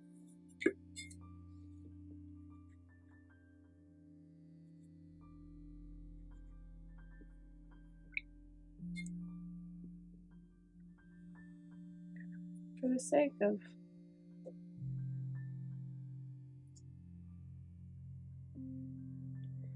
other places have different pigment numbers for this one as well.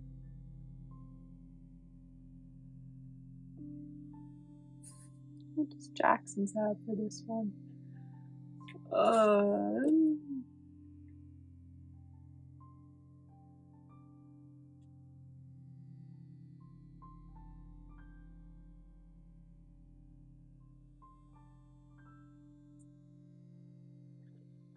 I'm gonna add some more black.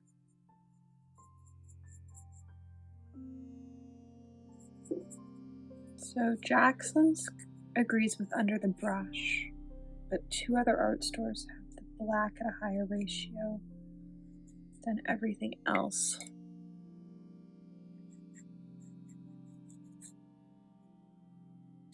Which is almost what I think it is. So we're actually gonna try that. A bunch of black. A little bit of that.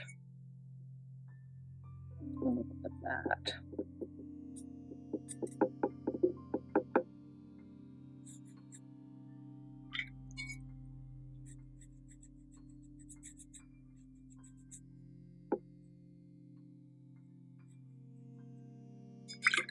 Because that seems closer.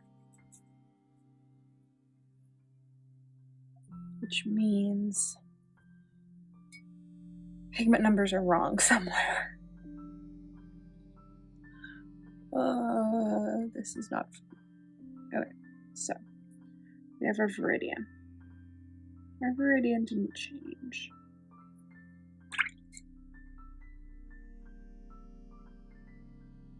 This was the same. We used 2 different ultramarines because that first color I used 1 color, and for the rest of them this lighter one worked better. We only used this cerulean.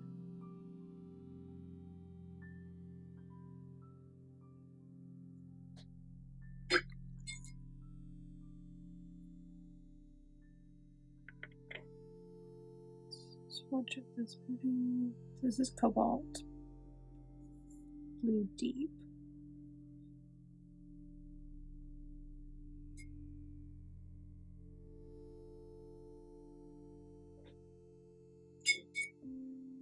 Then we've got permanent mauve.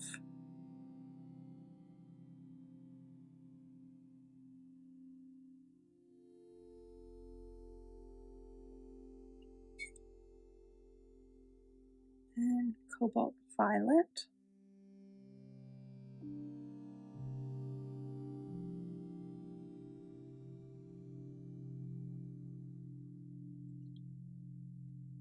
We have mahogany brown.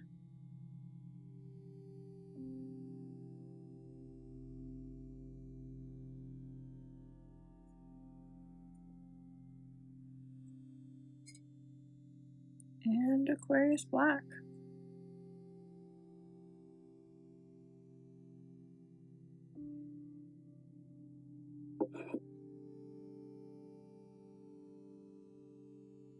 Alright, let's label all of these.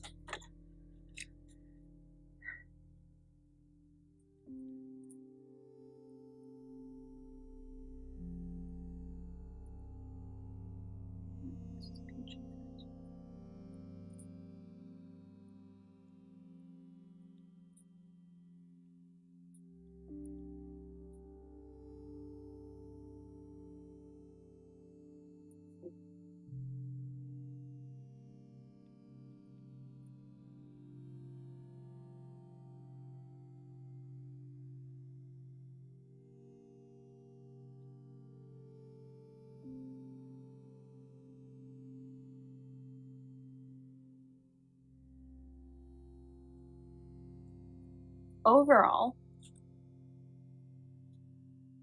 the fact that the pigment numbers for this and this are referenced differently on various art sites has me a bit confused, and also makes me wonder about the other ones, though all the other ones were easier to mix for. And so I think I just go with what Jackson's had put for the pigment numbers, though like this wasn't possible until I followed what a different site had. So who knows what the correct pigment numbers actually are, though I do find it interesting that different art sites that are selling the tubes have it referenced differently, because normally it's identical across the board for what the pigment numbers are from the same brand. But at least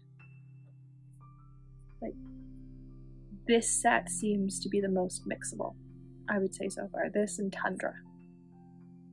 Urban tripped me up. It was a bit of a confidence knock, but I feel better now heading into the final 4. So I hope you have enjoyed the series thus far and continue watching. We have 4 episodes left of mixing, and then probably 1 more at the end of going over all the colors and just looking at them all and seeing what all the like yellows and violets and greens and blues actually look like side by side, because there are some that look quite similar across the series, and so you probably don't need both. So I hope you've enjoyed watching, and let me know in the comments what you'd like to see next. Welcome back to video 7 in the which of the SCHMINCKE colors do you really need to buy and which can you probably mix yourself. The last part got quite interesting as there were some pigment numbers where, depending on which site I was looking at, the pigment numbers were totally different. So for part 7, I have double checked 2 different sites. They seem to agree, so we're gonna go ahead and say that these are the pigments for the haze set. Do I know that for certain? No, but at this point, I've done what I can do. I've double checked Jackson's and I've double checked Under the Brush, and both of them have these numbers listed.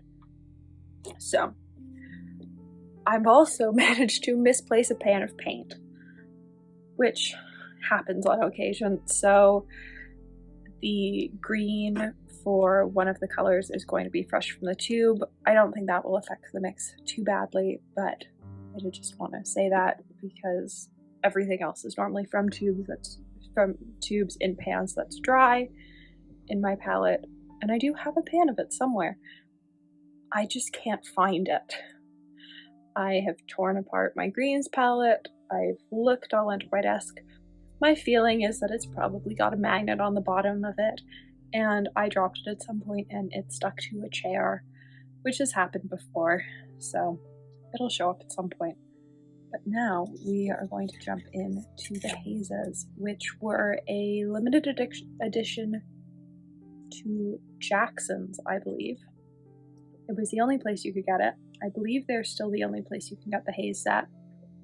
And I have blue and indigo in my palette and pans, but much like the Deep Sea palette, for the sake of ease of swatching, I'm just going to do everything from the dot card because that makes it easier for me.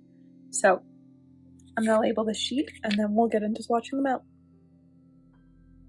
So everything has now been labeled and pre-wet, and now we get to swatch it out.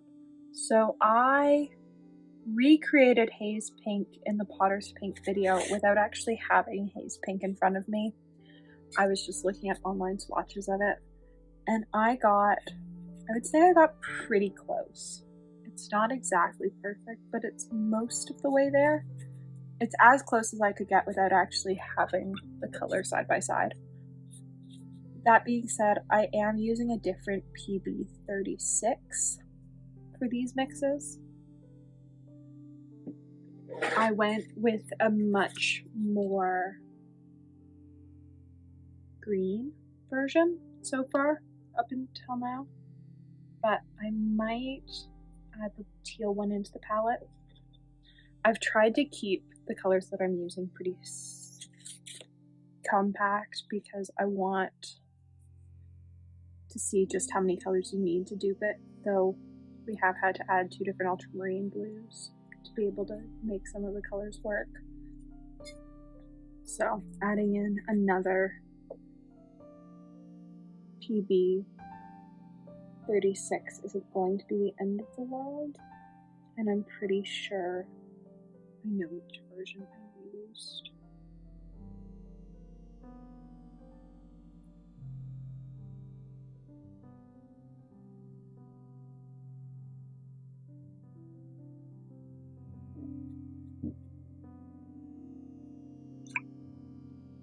For the first set of mixes. I love Haze Blue. Haze Blue is actually in my palette already, and so is Haze Indigo. They're some of the more recent additions before I started trading for the colors I wanted. And I do really like them.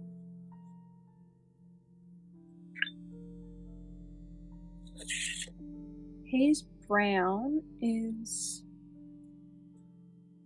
going to be a bit of a challenge. It uses PBR7, and if you've watched my PBR7 video, you'll know just how many variations of PBR7 there is.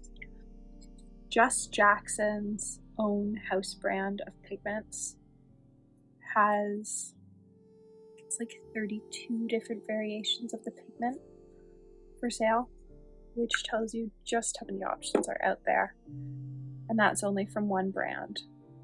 So there are lots of different options. I'm currently using the Roman Small Cypress Raw Umber Deep, but that may change. I might need to go for one that's slightly darker. it might also work. So we'll just see how it goes.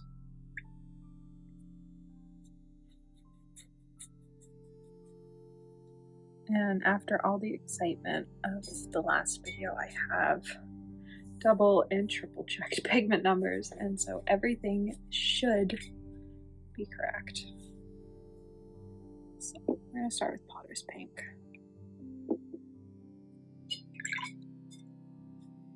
And then 36.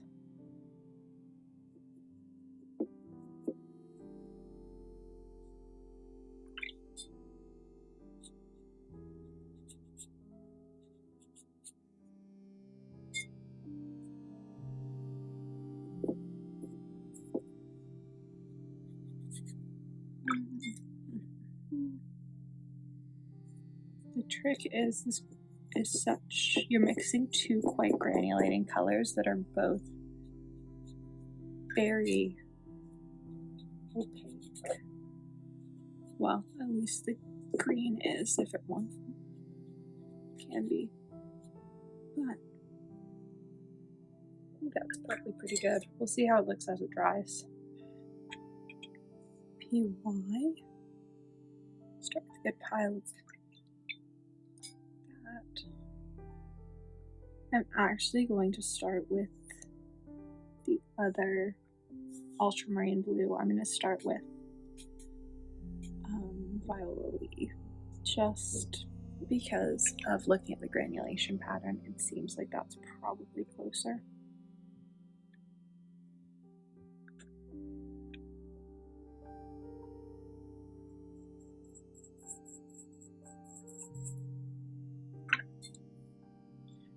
Definitely.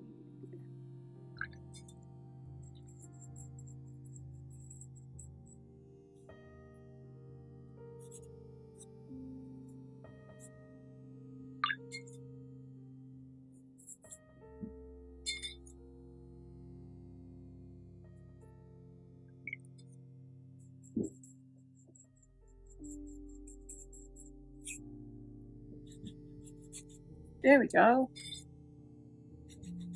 And it's even got like the right granulation pattern. So I'm going to do the same blue down here. It's really, this ultramarine blue is just processed slightly differently. There are so many different versions of ultramarine blue that there are going to be differences across brands.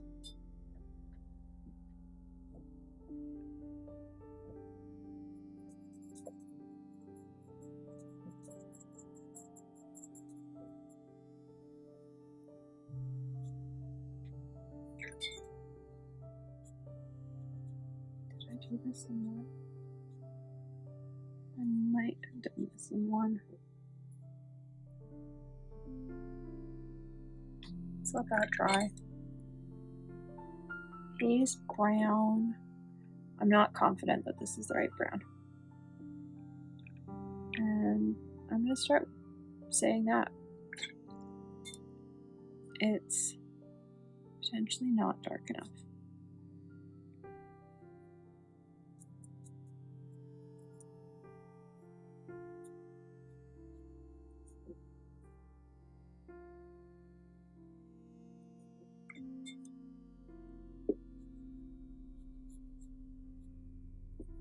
It isn't dark enough.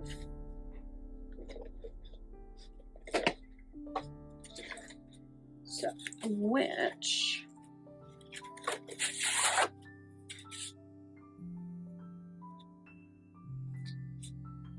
alright.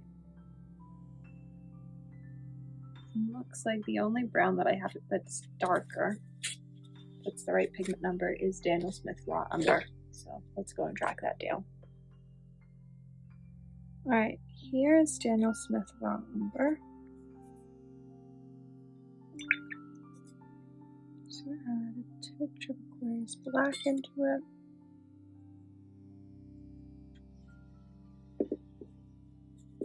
There we go. And that, maybe not. It's closer. I will say that. We are definitely closer with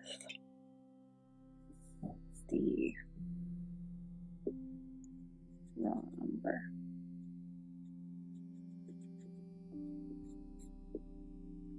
It's not quite dark enough, but it might still just be particle size issue. That it's just the haze brown is mulled so finely.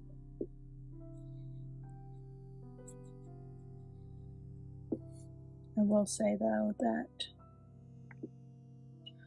the raw umber from Daniel Smith is definitely closer. So PG 36, which I didn't own, so I had to go out and buy this green.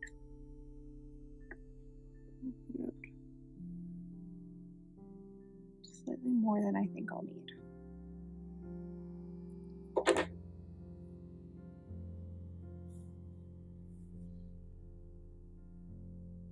I'm actually going to mix it here.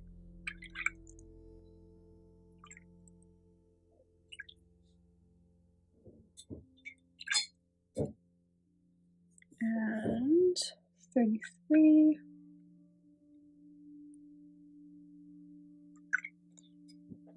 And then 11.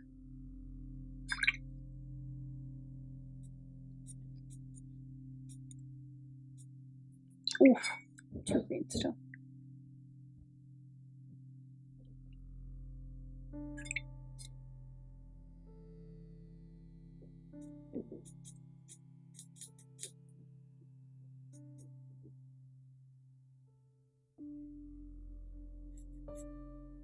It's such a bright green that I really struggle with the fact that it's at the highest percentage, because that's not it at all.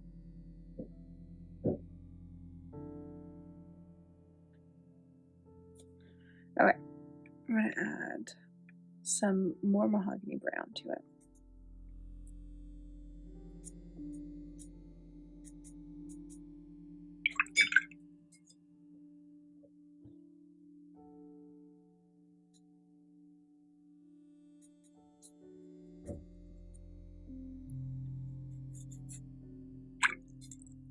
And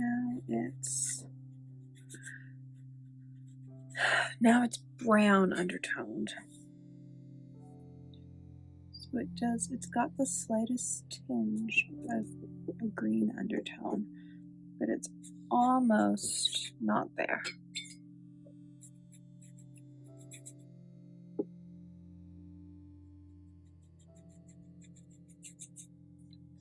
See if I can neutralize it on the page. Don't know that I can.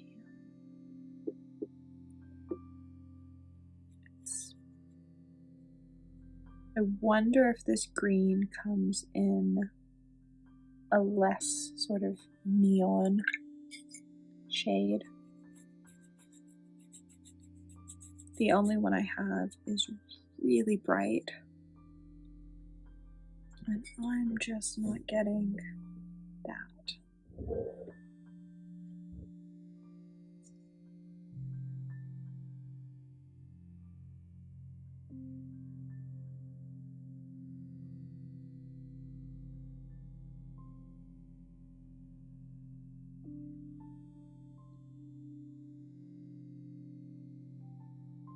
Yeah, I'm just not.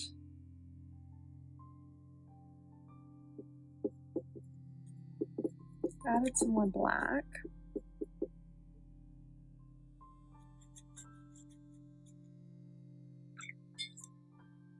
It's such a pretty neutral black. I just can't neutralize it enough. So we used yellow ochre. I'm gonna let that dry and we might come back to it.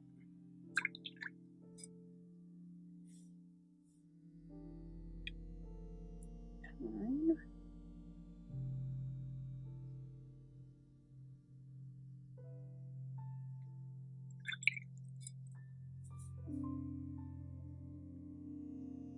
Nope, we only used lapis in this palette.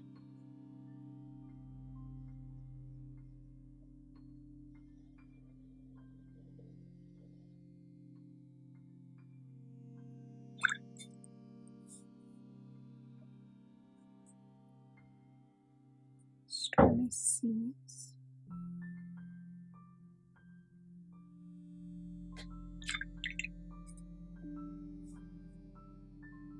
Water's pink.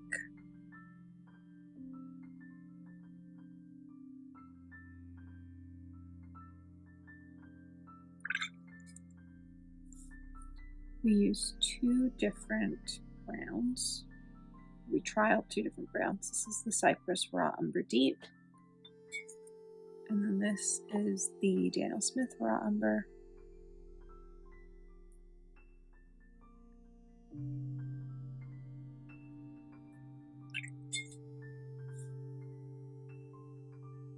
This is Mars Brown. Oh no, Mahogany Brown. This is Mahogany Brown. This is Aquarius Black, which is now developing a divot.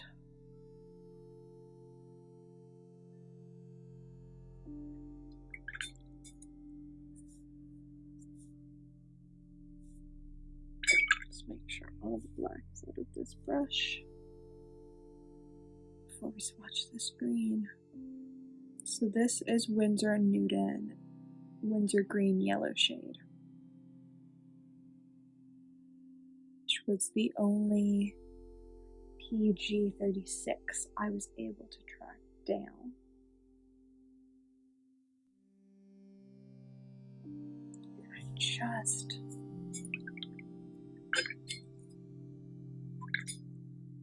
I can't get it right.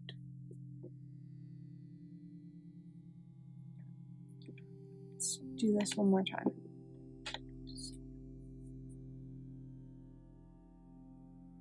Some green. Some brown. And some black. The ratios are off, and I know that, but I'm wondering if it's because my green is so fluorescent.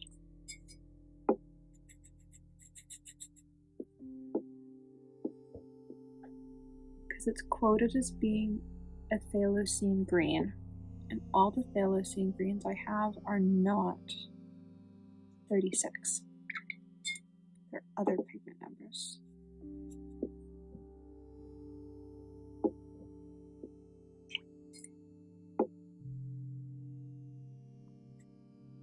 It's really just figuring out the right amount of the mahogany to neutralize it with.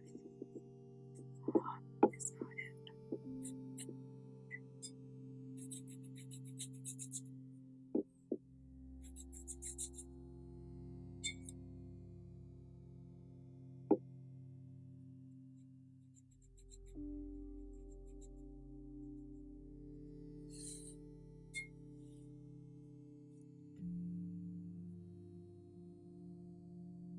Like I'm not getting the right neutral color.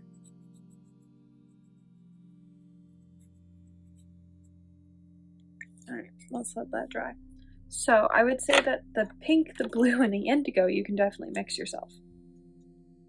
The other colors, the brown and the black, slightly harder. They're, especially this black. And I'm thinking this green is part of my problem.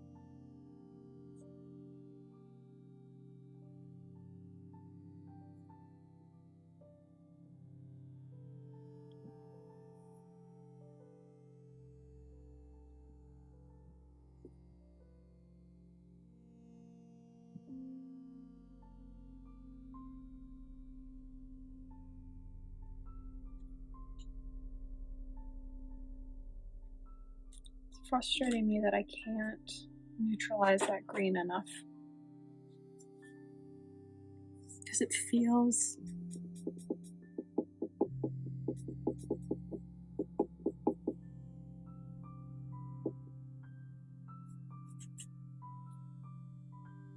like it should be neutralizable. And it just doesn't seem to be. Like as soon as I neutralize it, it goes to red. Right. Well, I know which ones I'd buy. I know which ones I never want to try mixing for again. Or I know which ones I want to try mixing for again with a different green. I think the green's my issue.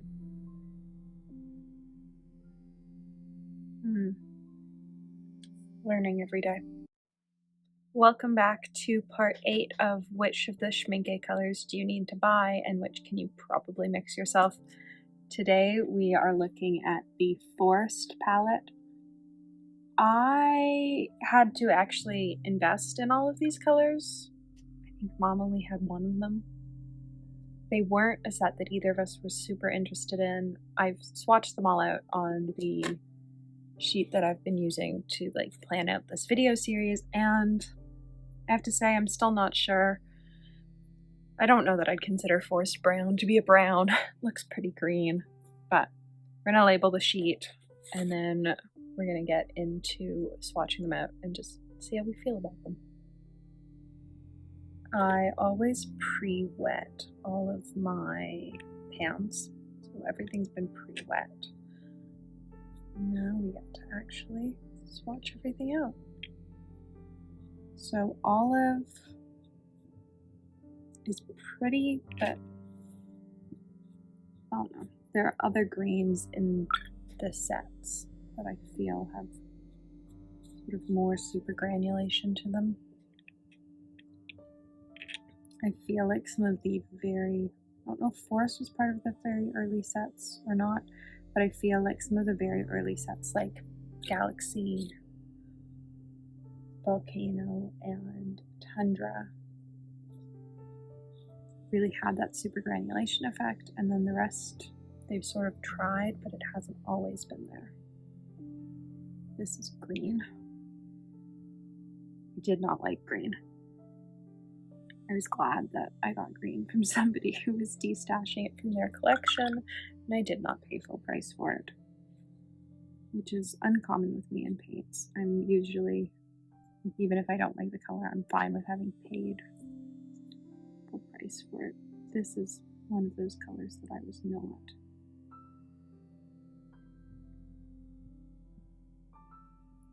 It is so opaque and so, like it's trying to granulate, but as soon as you wash it out enough where you can actually see the brown, you've lost the brown.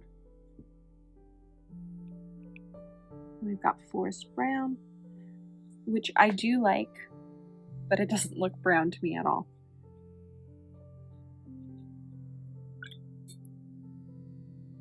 Oops. Way too much water there. Add some more pigment in.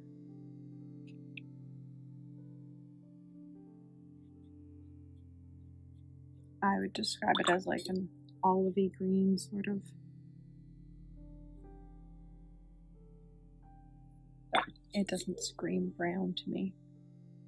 Whereas Forest Gray does scream brown. Especially once it sort of gets worked out, it feels much more brown. It's quite orange on top.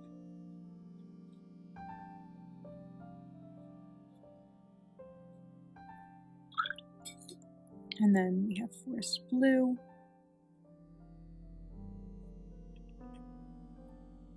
I feel like this set was quite green heavy. I wished that they had like a true brown granulation color in it.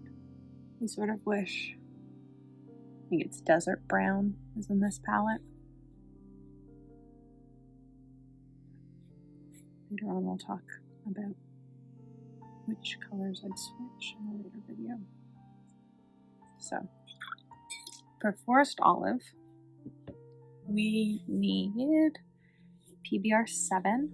So we're going to start with Cypress.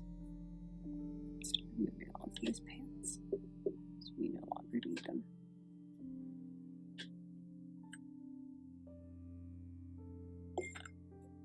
We're going to start with Cypress.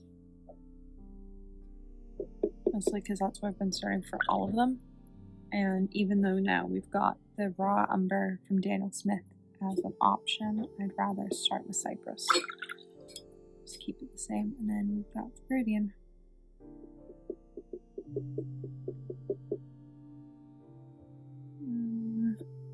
It's too green. Let's add in some brown. Sure, let's start there. That isn't far off.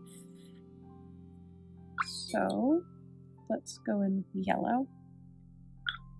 It's too much yellow.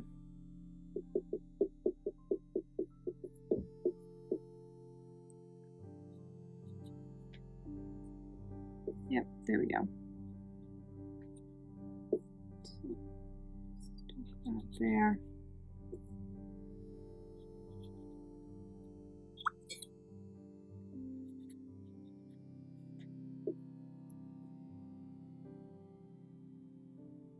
I think as that dries, it'll be similar. Forest Brown, we have PG19, which is Cobalt Green Pale, which is this one that's got all the binders sitting on top because it likes to separate. And we have PBR 33. So this is Mahogany Brown that we're adding in.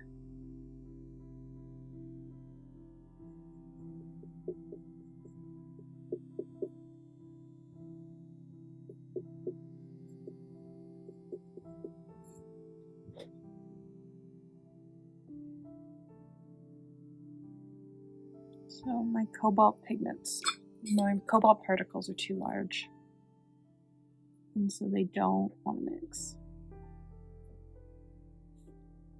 And at all. So with more cobalt.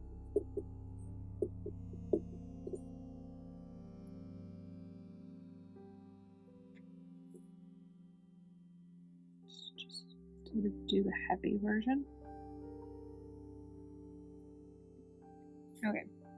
I think that might be as close as I can get it because washed out my cobalt's the wrong particle size, and so you're seeing them totally separated. They're not mixed together at all. My cobalt's a lot heavier because it's a larger pigment size, and so you're getting those big clumps. So PBR 7.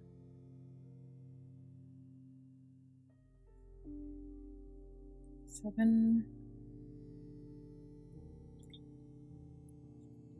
43, 26.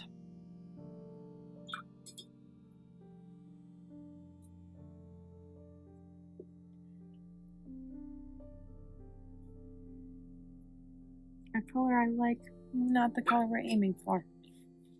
Let's add in some more 26. And some more yellow.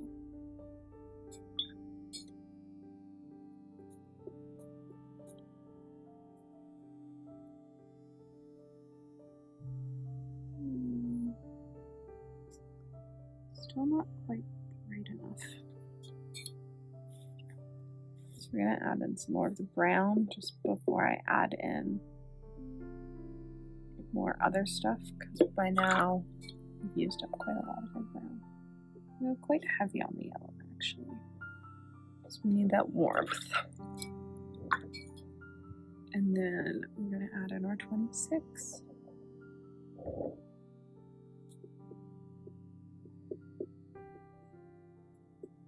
Oh, this is going to be way too brown. Oh yeah. So let's add some more of our green. It's got the warmth we want though. Oh, there we go.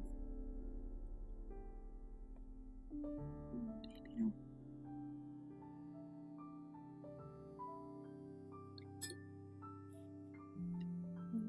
Green.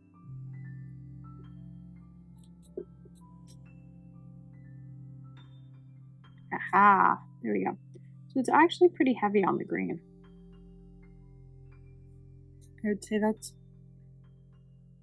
significantly more green than I thought I would need. Pine tends to, which is a peachy, which is a cobalt green dark, tends to change the color quite a lot because it's so opaque. But you never know. Then we have, oh, my notes for this are long. Give me a second. I had forgotten to pull PG50 as well. I think by the time I was pulling colors for this, or making the notes for this palette, I was quite tired because it starts with our second pigments instead of our first pigment. So we start with cobalt teal, which is not how I would think that starts, but sure. Cypress and black. Mix.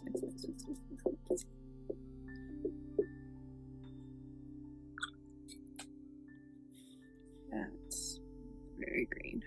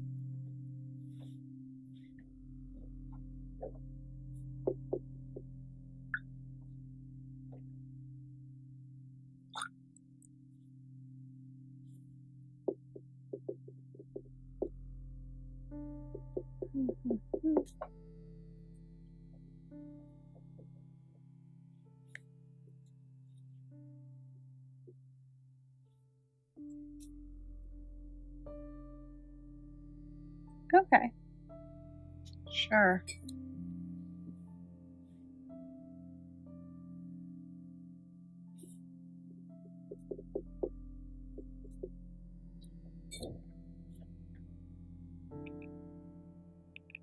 I'm gonna do that. I'm gonna go with the raw umber. I think my other umber is too yellow.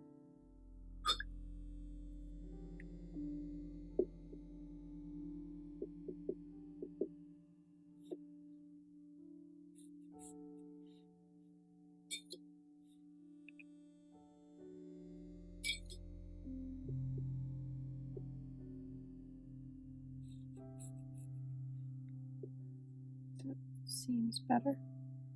Seems less green. So this uses the raw umber from Daniel Smith, or a pigment similar to it. Let's start with Stormy Seas. Oh, I think it's probably a different blue. And Aquarius Black.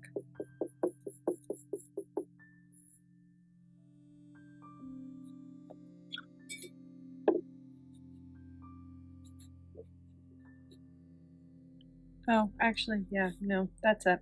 That was easy. So let's do dots. We have yellow ochre, Viridian,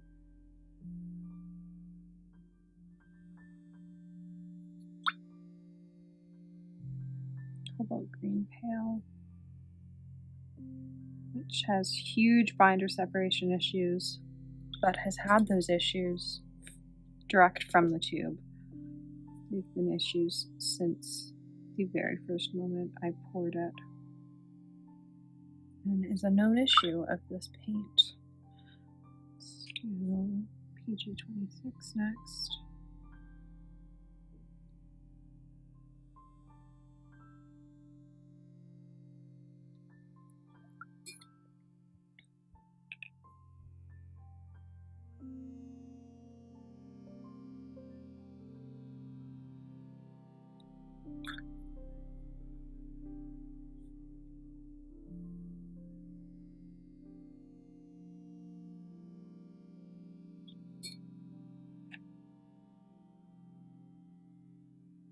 Yeah, so you can see the color difference. Like this one is a lot more yellow.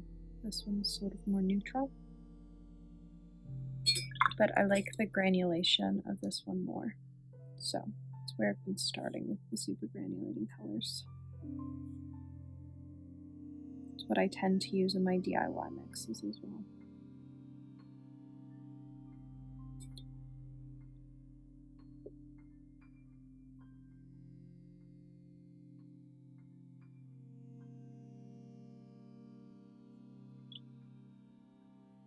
Alright, so we have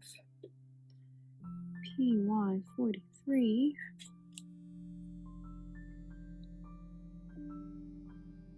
PG18, PG19.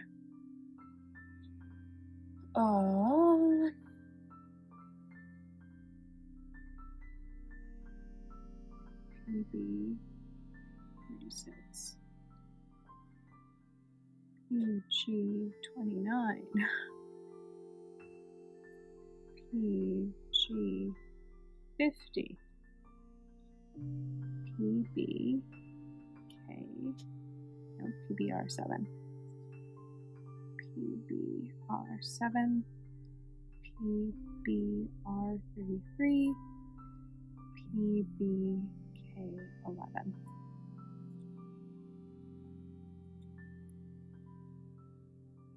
All right. Overall,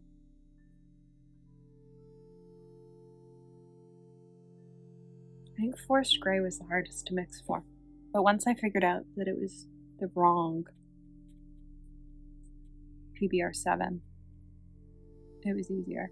I've done a whole PBR7 video, and if I'm smart, I'll remember to link it. If not, it should be easily searchable on my page, because I don't always remember to link them. Surprisingly, I liked mixing for Forest Olive. It was fun. And Forest Blue was fun because I got it in one. I am enjoying the ones that I get in one, because it's just exciting to get in a single try.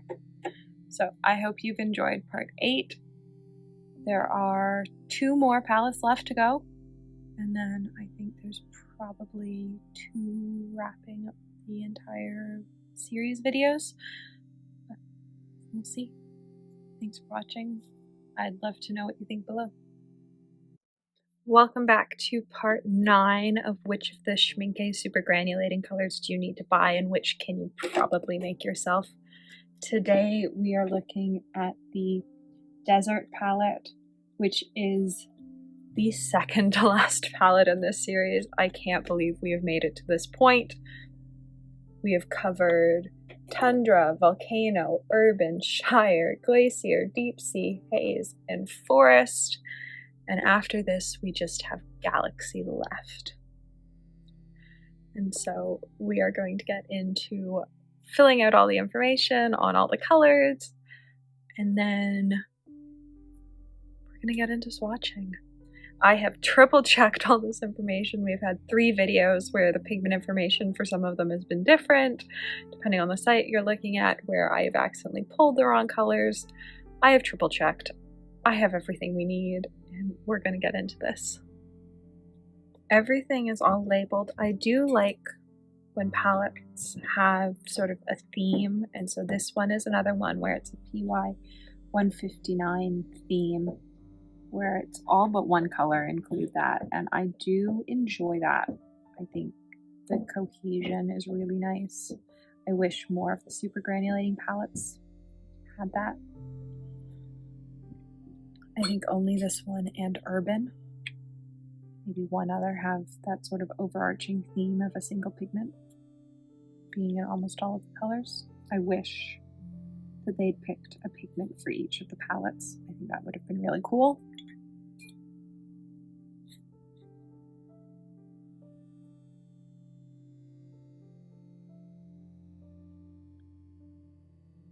Desert Orange is interesting. I think it might be my favorite orange in this series. That being said, I don't really like orange watercolors in general, so trying to pick a favorite orange in this series is going to be hard.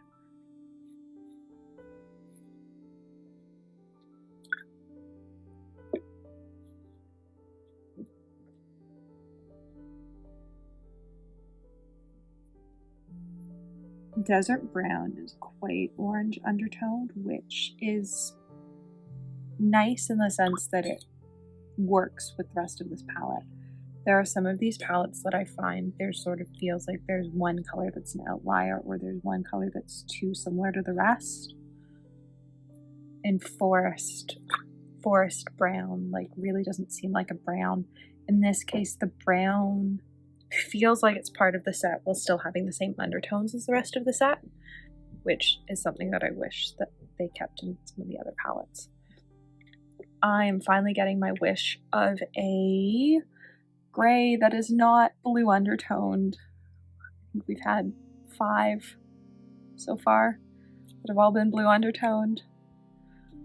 We're finally getting a different undertone in a gray, and I am so ready for it. Do I use yellow undertone grays all that often? No, but did they need that many blue undertone grays in the super granulating series? Also no.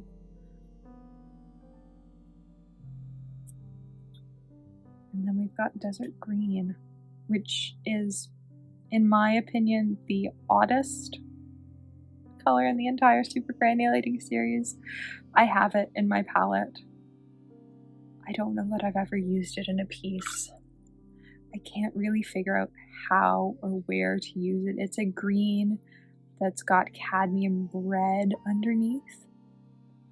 And so you really see the red, like the red granulates out of it. And I've just never been able to figure out where and how to use it.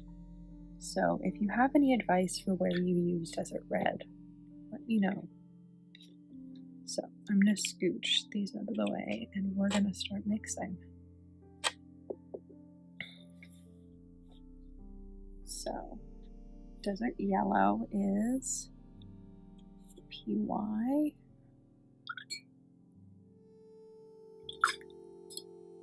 And PBR.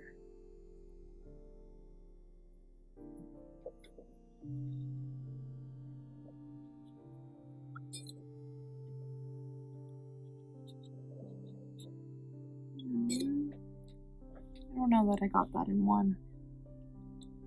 Let me try it with the more neutral. Oh.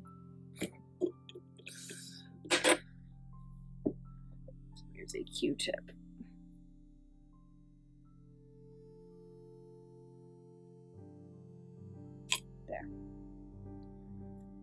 There. There.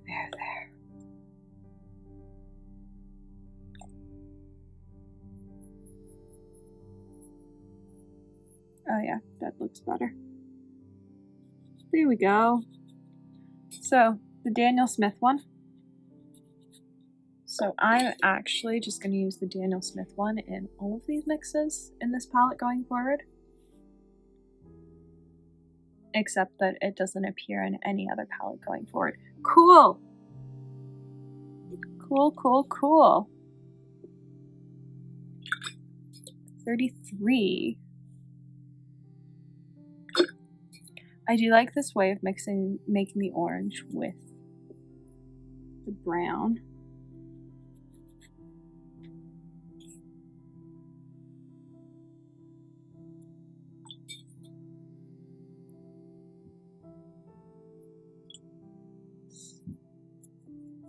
A nice way to, exactly touch them, but like, that's what we wanted. PY. Which cadmium? I think it's the deep version. We've been alternating back and forth between a cadmium red deep and a regular cadmium throughout these palettes. Mostly because whatever they're using for Volcano Red is a cadmium red. Pigment-wise, pigment number-wise, it's a cadmium red. The issue is, however it's mulled or whatever dispersal agent they're using makes it have a different particle size. Needs more yellow. And so these aren't going to look identical because the cadmium red's wrong. Or the red pigment we're using is wrong. That being said, we have been getting closer than that.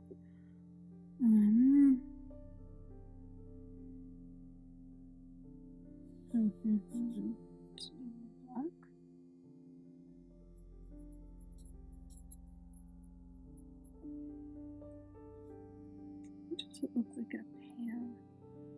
Oh, in a pan, like you can see the yellow and the red are both actually separating out on top. I don't know if the camera's actually picking that up.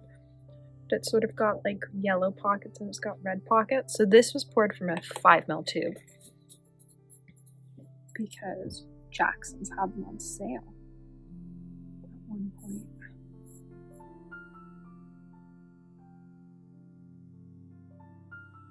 Now it's green.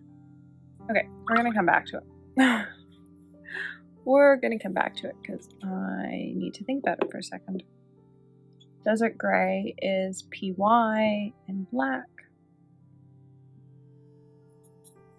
which is actually a mix that I've done before. I think it was in my fall palette this year. And it's a great mix. The trick is having enough black that you just sort of get the peak of yellow. I think that's correct, even though it's still darker. I think that's just pigment size. Now we get to do my least favorite mix, the one that I've had in my palette for probably 6 months. I bought it because I couldn't figure out where you'd use it, and I wanted to see if it was actually this interesting in person, and it is. It really does separate that red.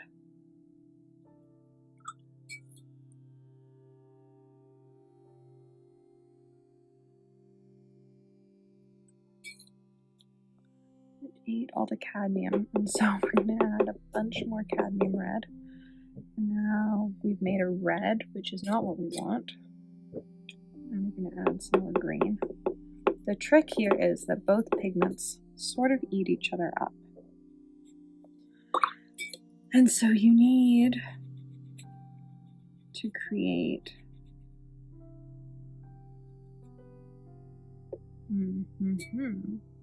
That's like if I flip around my palette. So the red's totally floating on top. But is actually starting to float out here. So I'm actually going to leave that. I'm going to come back here. I'm really happy with that orange, especially because they've touched by accident and it's almost seamless where they blend, other than the fact that there's like a cutout here because I didn't mean for them to touch. We're gonna try this with the cadmium red light, which isn't what I think it is, but at this point, I am used to this project, the answer being what I think it isn't.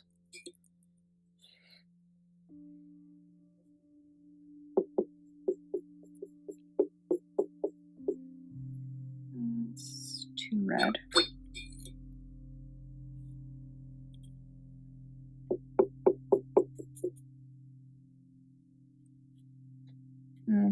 Yeah, let's black that.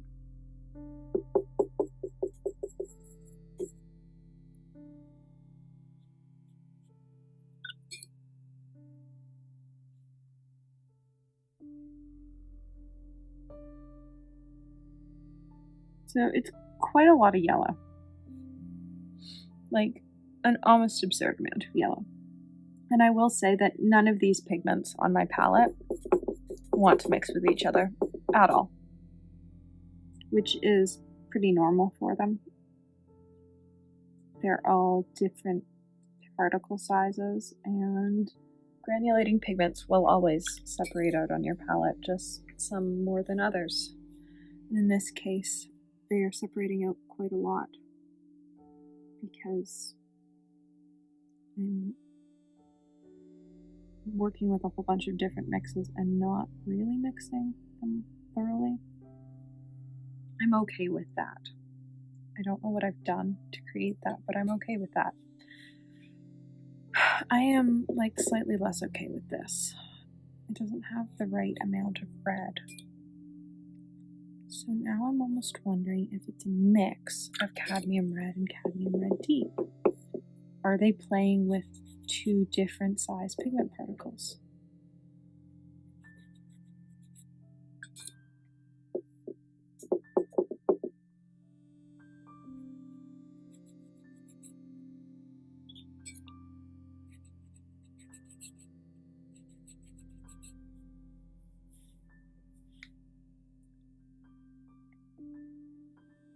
Yes, they are. Cool. So, if you're making desert green yourself, use two different cadmium reds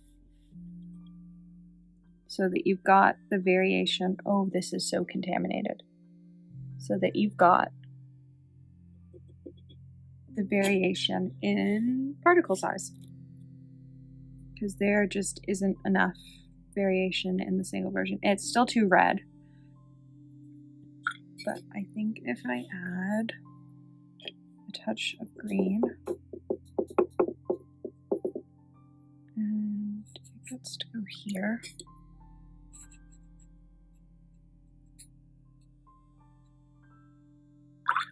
hopefully we'll see the red do its thing.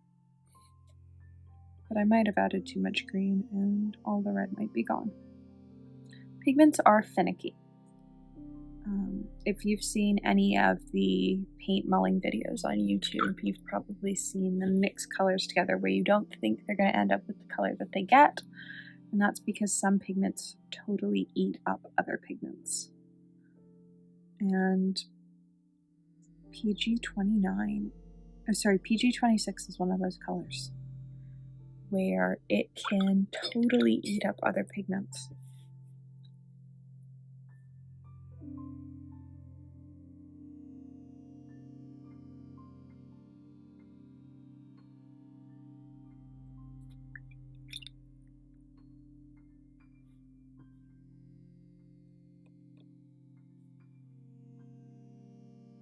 Oh, we didn't use that. We used this. We use the Daniel Smith one. We use Mahogany Brown.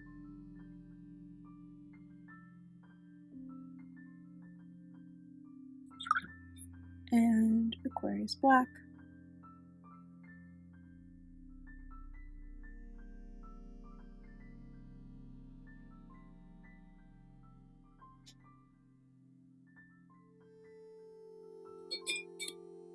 There we go.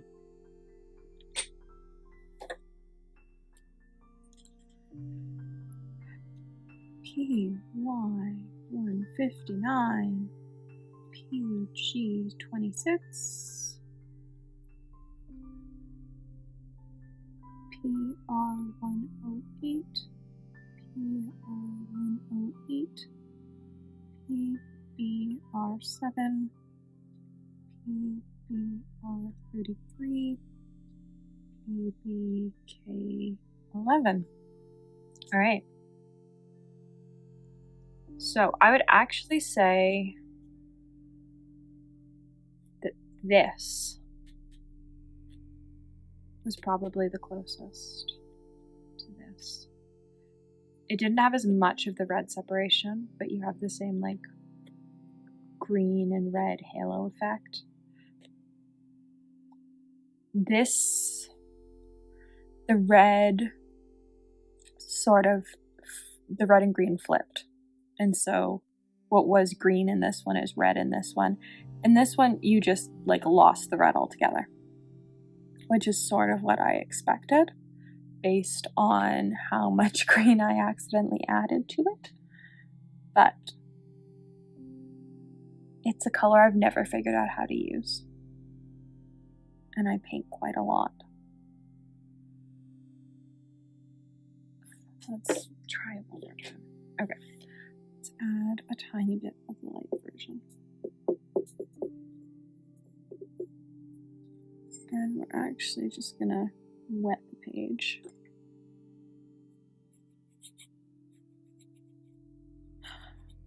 Oh, this is just brown at this point. We are just painting with brown. I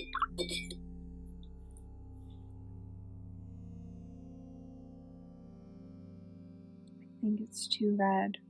I do enjoy the process though of like watching the pigments settle out of each other. I think it's so magical.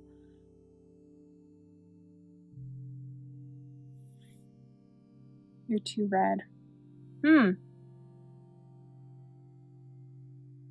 That's interesting.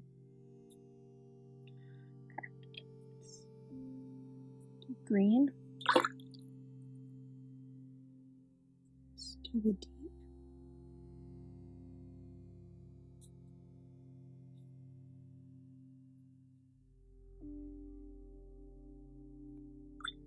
So it looks green in its pan. I'm now looking at the pan as a reference for the color, which I actually do pretty often, just because it gives you a good indication of like what the color looks like.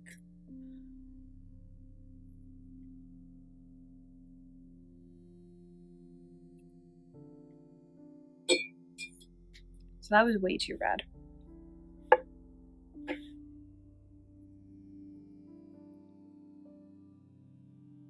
It is almost sort of like tealy in the pan.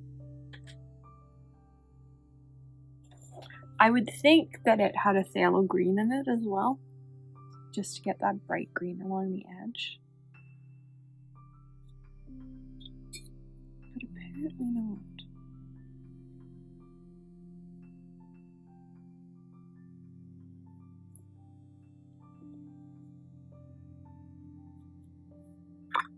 Okay, this is the last attempt. Mostly because I'm running out of space. I'm not really sure what to try at this point. Oh? Is that it? Oh, did we do it? So our green isn't quite bright enough, but we do have like the dark red and then like the red speckling. Oh, I'm happy with that. It's not all the way there, but I'm happy with that. All right. Look at that. One palette left. Welcome to the final mixing installment of the Which Schminke Colors do you need to buy, and which of the super granulating colors can you probably mix yourself? This set is the Galaxy set. We started and ended with my favorite palettes in the set, Tundra and Galaxy, and I am really excited to mix for this set. I haven't actually mixed for any of these colors in any of the mixing videos I've done previously, and so this is going to be totally brand new.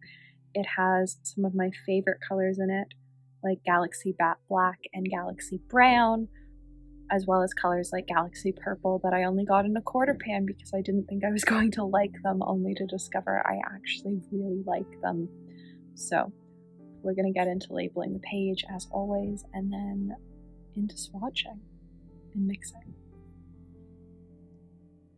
With Galaxy Purple, like you can already see the pink separating out of it and stuff, and there's like nothing going on with Galaxy Blue.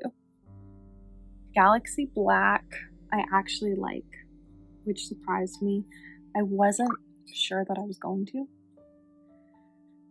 I've sort of been blah about most of the grays and blacks. They all seem pretty similar, and well, it does feel pretty similar out of all the ones that look basically identical. It is my favorite version of the identical colors, which is a weird sentence to say, I know, but it is. I like sort of the indigo undertones to it that I feel like the others don't have. Galaxy Pink is another one where I'm conflicted. I don't actually like it that much. I did a palette video recently where I duped somebody's landscape palette and created my own version of it because it was just the picture that was floating around on the internet. Picture and a list of colors, and somebody wanted to know if they could do it for less money. And I switched out Galaxy Pink with Potter's Pink because if I'm going to create a versatile palette, I'm going to use a pink that I can mix with a whole bunch of things, and Potter's Pink is the way to go. I just feel like Galaxy Pink had so much potential as a really cool color, and just sort of, much like Galaxy Blue, fell flat for me. Galaxy Brown, on the other hand, is one of my favorite browns in the entire set of colors. And there are a lot of browns. I think 7 of the 10 palettes have a brown in them, or a color labeled brown. Arguable if it's an actual brown color or not, but a color labeled brown, I think about 7 of the 10 palettes have one.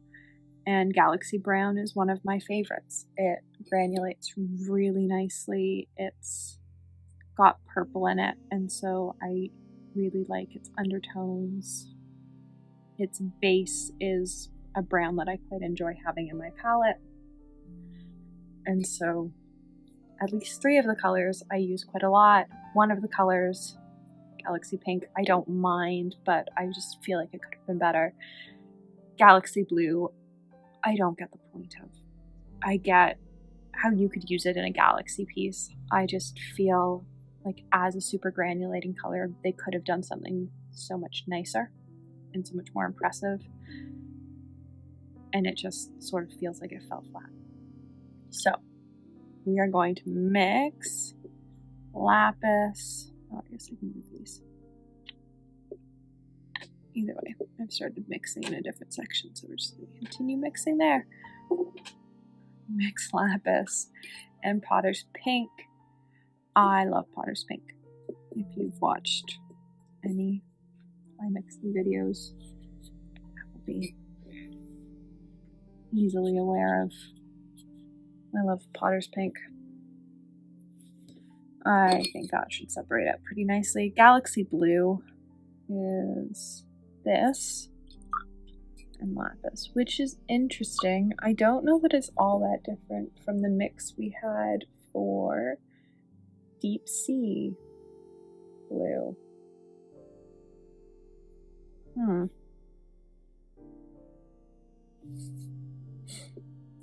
I'm gonna have to look at that,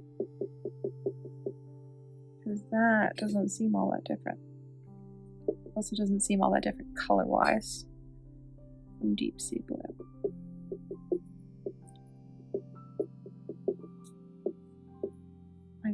but mine is too teal. Maybe I'm just seeing things.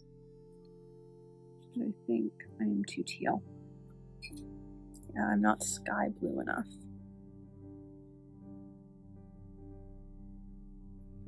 Getting this to be sky blue is, that might be it. Oh yeah, there we go. It is possible. So that was 29 and Daniel Smith cobalt teal blue.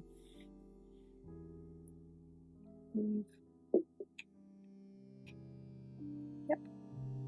So 29.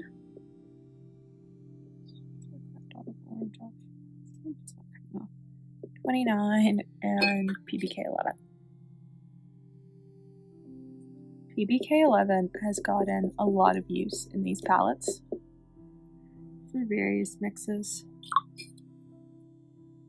Everything uses PBK11. We've only maybe had one palette that hasn't used PBK11.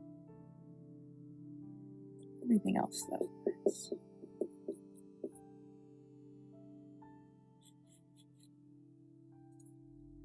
Use PBK11. So we're not going to get the same sort of light, sort of gray tone because our PBK11 is in significantly larger particles. I was only able to track down the really small version after going to about 8 art stores. SCHMINCKE does make a version, but even stores that stock almost all the SCHMINCKE colors open stock didn't have it and weren't able to order it in.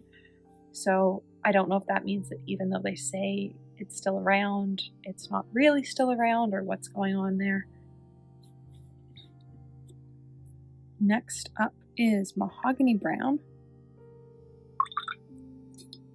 and Permanent Mauve by Winsor Newton, which is an interesting mix for a pink. I have to say, I'm a fan of the weird mixes that are making me think. I was less a fan when I was having to track down all these pigments.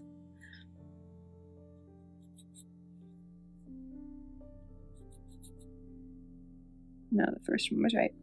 The second one's too dark. This is right though. So, Mars Brown. And the weird violet that up until recently only SCHMINCKE made. But Roman Small now makes it too. PB62. They did not make it though when I was looking for it.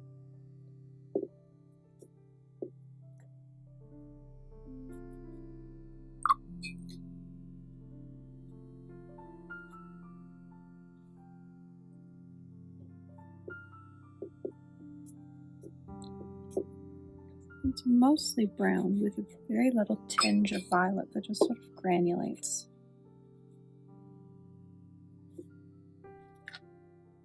You can see the purple here quite a lot. You can see the purple less here. And once again, my first swatch is actually closer. So I'm gonna go back here and actually add a little bit more Potters. So I think we've gone too pink now, or too violet. So we're gonna have another one where it's our first attempt that is actually the best attempt.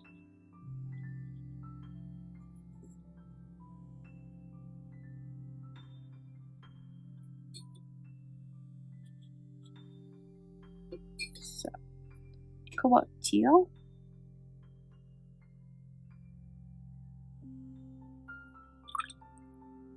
Ultramarine.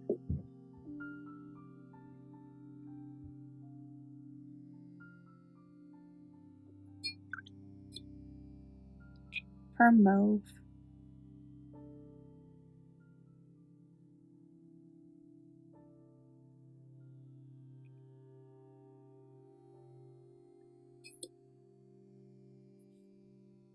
Cobalt Violet Hue which is not my favorite color.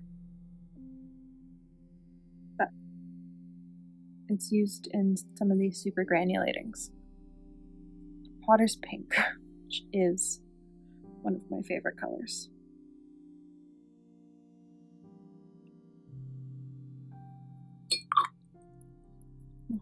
Mars Brown.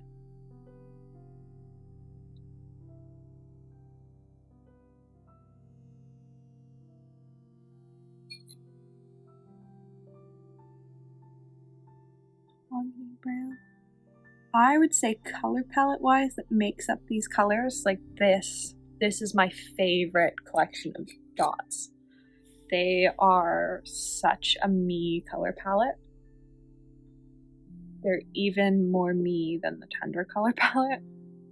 This, if everything I could ever paint was this,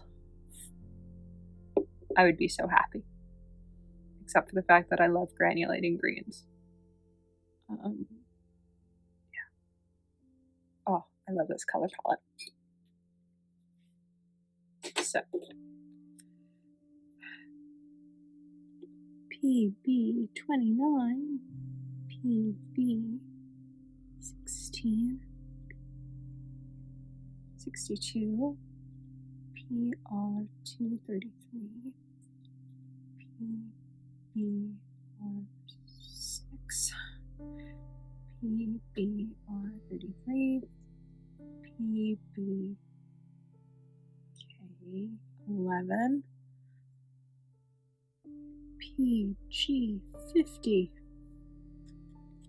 And there we go. It's the final palette in the SCHMINCKE Super Granulating series done. I really should have stopped doubting myself. Except for the fact that this one, the second version, was better. But for both of these, the first version was best. Oh, you'd think that 10 videos in, I'd stop doubting myself, but clearly not.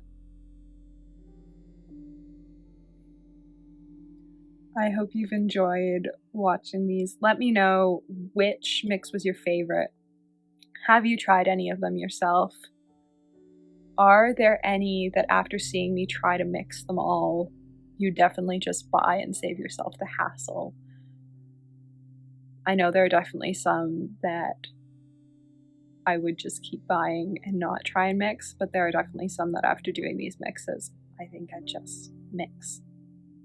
Especially now that I have a swatch of them, I think I could probably mix for them without much hassle at all. But there are some that if I wanted them, I think I'd just buy them because they were quite a lot of trouble to mix for and I didn't even get close for a couple. So I hope you've enjoyed this series. It's been quite a lot of fun to film. There are still 2 more parts to come, and thank you for watching. After 10 palettes and 50 colors, we are going to go through the super granulating colors I think you should invest in and which ones you can probably skip either because they're easily mixable or because they're too similar to other colors. In reality, I'm pretty much going to focus on the ones that are too similar. In 50 colors, there are a lot that are quite similar, which is sort of disappointing. I wish there was a bit more variation, especially in some of the colors. Once we start to compare them on individual cards, you'll be able to see just how similar some are. I have sorted them out so that all the ones that are X green or X blue are together. There are a couple that are in single piles, and so I'm just going to throw those in with whatever color seems best. But these are all the palettes. Everything from Tundra to Galaxy, and their swatches are in that order as well. We're going to start with pinks. There are only 3 pinks in the Super Granulating series. They're Tundra Pink, Haze Pink, and Galaxy Pink. And luckily, they're all very different from each other, which I appreciate, especially as we get into stuff that is going to be a lot less different from each other. Overall, I would say I use Tundra Pink. And now that I sort of understand the pigments that make up Galaxy Pink, I will probably use pinks like it more often now that I know it's made up of a brown and a purple. Haze Pink I find leans too blue to be a pink for me, though I have used it as clouds when I'm trying to create like a moody sky or a misty sky. Colors like haze pink are great. So overall, pinks aren't the ones that I'm worried about being super similar, but there are definitely some that are going to be quite identical to each other. So do you need all three pinks? No. Really, if I was going to pick a unique pink, I'd probably go with Tundra Pink. So for the sake of this, let's choose Tundra Pink as our pink. Let's go into greens because there are many of them. I think nearly every palette had a green. So Tundra, Glacier next. Yep, Glacier, then Shire, then Urban, then Deep Sea, Forest, and Desert. I would say that, for the sake of it, let's just add in turquoise as well because it's by itself.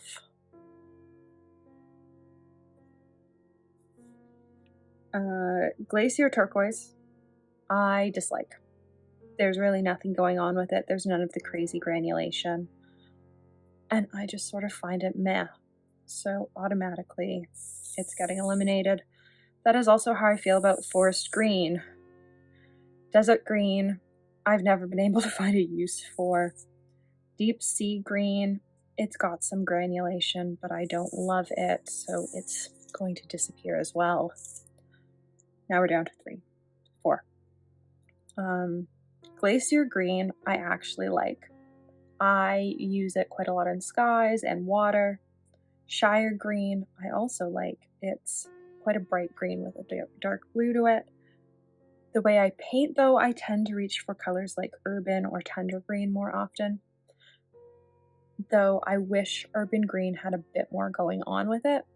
I feel like its granulation is very single color effect, and I wish there was some more going on with it. So we're going to eliminate that one as well. So for now, all 3 are going to move on, mostly because I feel like it, and we might cull some more later. Next, we're going to move on to olives. There are 2, and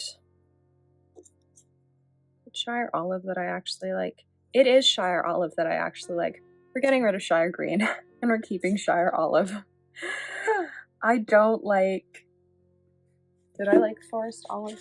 Let's look at the swatch of it quickly. I think the answer is probably no. No, and it was really easy to mix for. I wouldn't get it. Volcano Yellow. Let's look at yellows next. There are 4 in this set, and I'm actually happy with how different they are. I was concerned that they'd be quite similar. They look like they could be quite similar, and they're actually different enough. You can do quite a lot if you have Volcano Yellow, though Winsor Noon makes the same pigment. It looks identical, and it costs less. So, Volcano Yellow is being eliminated because you can get the same pigment for the same amount. Like, it looks the exact same, and it costs less. I think my tube from Winsor I think my Winsor Noon tube cost maybe $8 at my local store. Like, it wasn't a lot compared to the fact that right now a 5ml tube of the super granulating colors are 7.5 pounds a piece. And so they are quite the investment, and that's just for a 5ml. I like...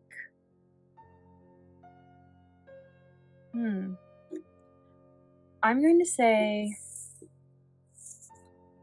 Desert Yellow almost feels like a lighter version of Shire Yellow. What are the pigments? Are the pigments the same?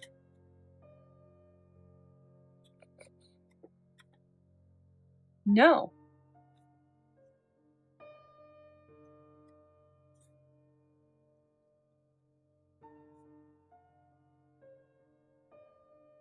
Shire Yellow uses PV62, Urban Yellow uses PV16, and Desert Yellow uses PBR7.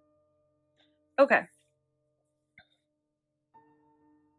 I like Urban. And I think I like Desert, because I don't think you can get Shire Yellow much darker than that, but you can get Urban a lot lighter. Let's do blues, because there are many of them. I think, oh, but maybe 2 palettes have a blue.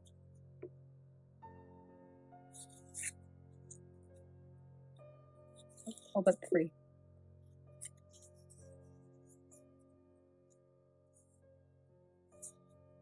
And there are also 2 indigos. So let's add those 2 indigos in as well. Just sort of so that we're looking at everything together.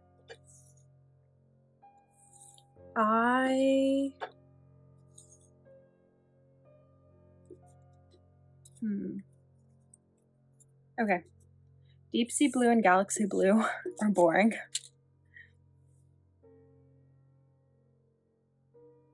I like Tundra Blue. And I'm saying that because I know from experience that you can use it in mixes. I used it with yellow, and with a pink or red, and it works really well in mixes, and that's why I decided to add it to my palette. Because Mom had a pan, and then I decided to add a pan to my own palette, and so Tundra Blue, definitely. Are any of those other blues at all interesting at lighter concentrations? Shire Blue sort of is. It's got quite a lot of green to it. Glacier Blue, no, Glacier Blue is boring. Welcome to my life. What's Deep Sea? Oh, we've got Deep Sea Indigo. Oh, I like Deep Sea Indigo. It's got like a green haze to it. So tentatively, do I like Deep Sea Indigo more than Haze Indigo though? One's a true indigo and one's not. We're gonna go with Deep Sea and eliminate Haze. What does Forest Blue look like?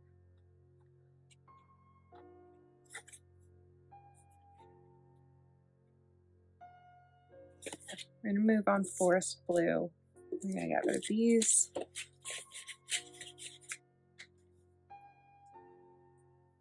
Then let's do reds. There are only 2. And even though you can get Volcano Red, the pigment, other places, I have now tried like 6 different cadmium reds and none have the right granulation effect. I've talked to friends and none of them can find one that has the right granulation effect. And so I think that means Urban Red has to move on, because it also means that it's sort of impossible to do any of the other mixes without that color. So as fun as Urban Red is in mixes, without Volcano Red, or as fun as Urban Red is as a paint, without Volcano Red, like you're not going to get the right colors when you're mixing yourself. And so Volcano Red, unfortunately, has earned its spot. Next we have oranges, and I don't love any of them. I especially, though, don't like Volcano Orange. And then there were 2. Do I actually like either of these? Tundra Orange versus Desert Orange. The answer is no. The answer is also that they are too similar to each other. And this is what I'm talking about. They have different pigments, totally different pigments, but they look pretty similar. And I just feel like they could have done something else. There could have been a different decision made that gave us oranges that had more of a difference. So I'm not going to move any oranges forward. Let's do browns before we get into the purple, blacks, and grays. Because there are also a lot of browns, I think 7 of the palettes have a brown. And I would not actually consider all of these to be a brown. Clearly, that's a green. They can label it as a brown. It's a green. I don't like this. That's a green. There was one of these that was really hard to mix for. And so I'd say if you were trying to buy a brown because you didn't want to mix for it, Glacier Brown was hard to mix for. And Haze Brown was hard to mix for because my PBK 11's the wrong pigment size.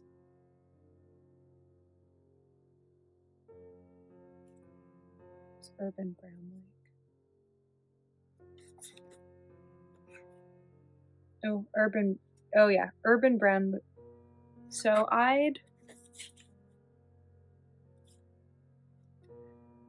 in all honesty, these two are the ones I'd pick. Galaxy Brown, just because I love it. I love the purple in it. It's my favorite brown in the entire series. And then Urban Brown because it's the hardest one to mix for. Though I do like how neutral Haze Brown is. So maybe tentatively moving all 3 forward, and then I'll do a bit of a cull of colors because we clearly don't need this many. Violets are up next, and there are 4. I appreciate that they're sort of different. You know, Volcano Violet looks pink.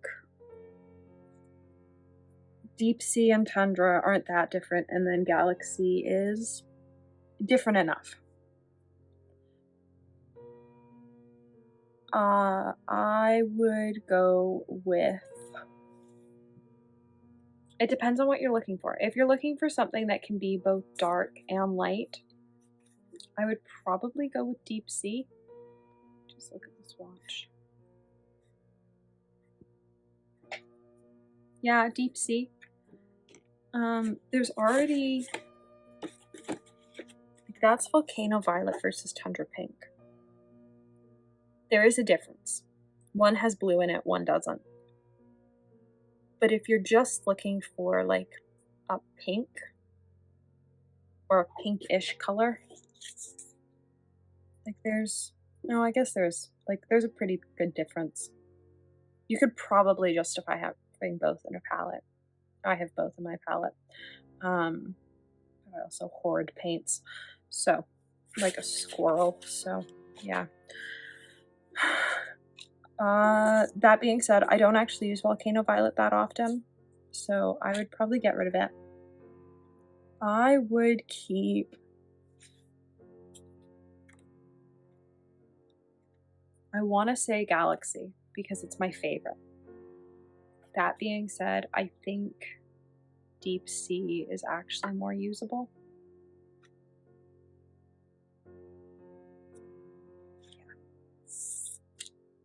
Let me keep Deep Sea. Alright, grays. They all look too similar for me. Actually, we're going to do grays and blacks, and you're going to see exactly what I mean by the fact that they all look too similar. I appreciate these two, where they're trying, but other than that,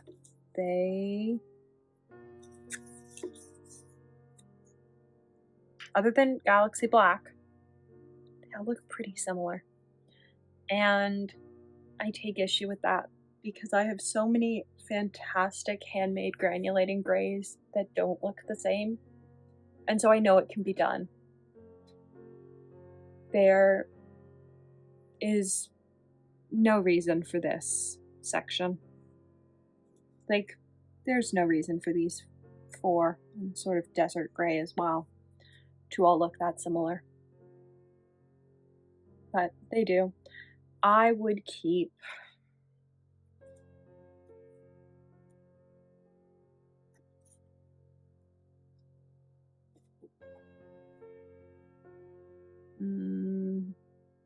maybe Glacier Black.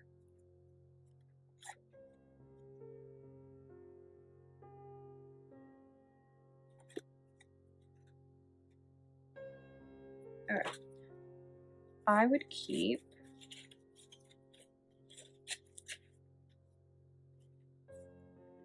get rid of that. I would keep Desert Gray because it's different. These all have a blue undertone. This has a yellow undertone. Keep the different because you might need the different. Though it's also very similar to Haze Brown, so one of them might be called in round 2.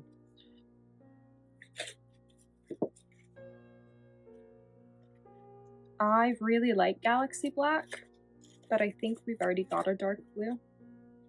For the sake of making me happy though, it's gonna go in. And then we're going to keep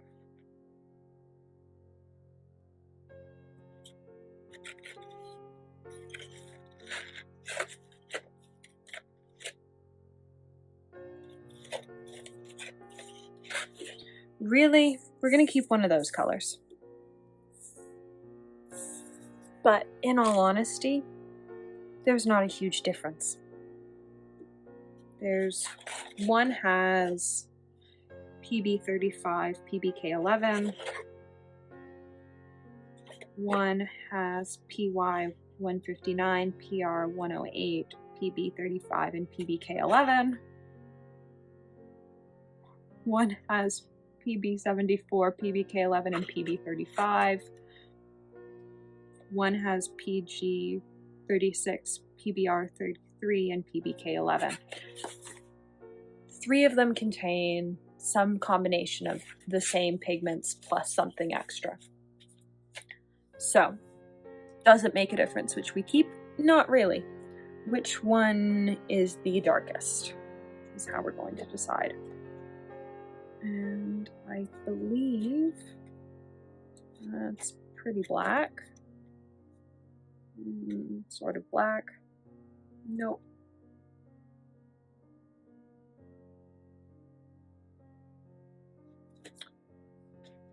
We're gonna keep Urban.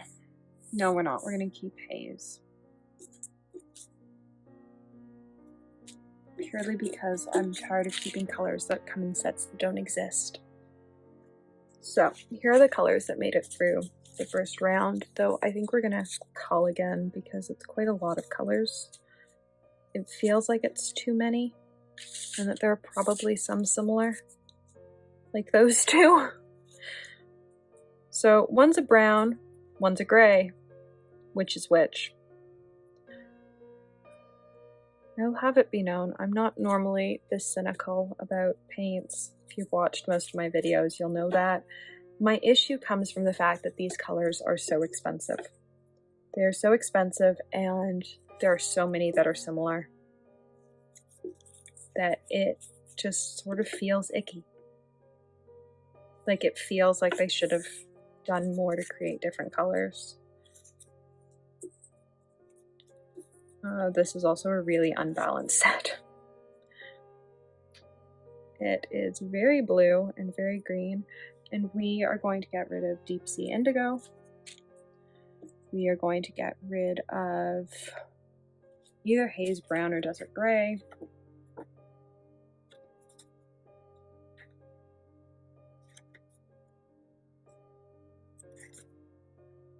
Are these literally the same pigments? No, they're not. Okay. One is PY159 PBK11 and one is PBR7 PBK11. We're gonna get rid of Haze Brown. Are we? Yes. There. That's a, what, set of 15? So from 50 down to 15. Still very blue.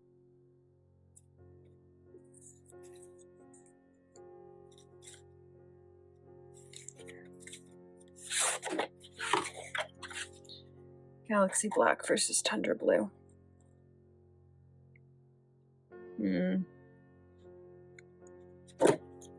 Getting rid of that. Down to 14. Can we get it down to a set of 12? I don't know that we can. Alright. Well, from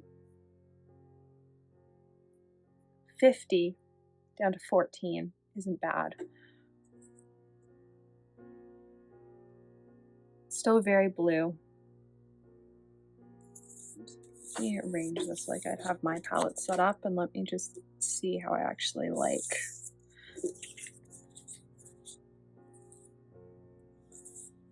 Would this be a usable super granulating palette for me?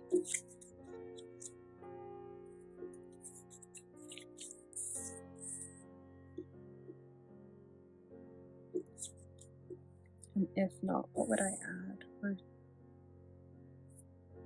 take away?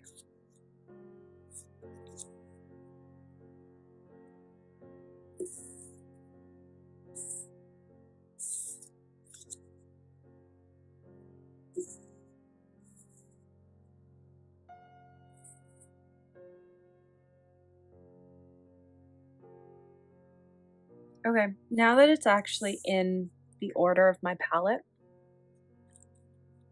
I don't actually hate it.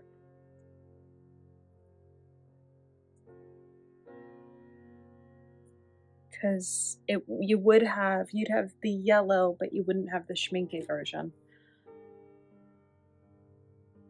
Yeah, I don't actually hate that. It's a much smaller palette. It's still expensive, but it's more reasonable. And you're stuck buying everything open stock, which is annoying. But is Urban Brown the only urban color? No, Urban Yellow as well. That's the other annoying thing. The urban set's really hard to get your hands on. So are there colors that I'd switch out the urban colors with? Let me take a quick look. I think the answer is no. So I could switch out Urban Brown with Glacier Brown, and it still works. The only other yellow options, though, are Shire Yellow, which I don't love, or Volcano Yellow, which works, but you can get the same pigment from Winsor Newton for less, and it looks the exact same.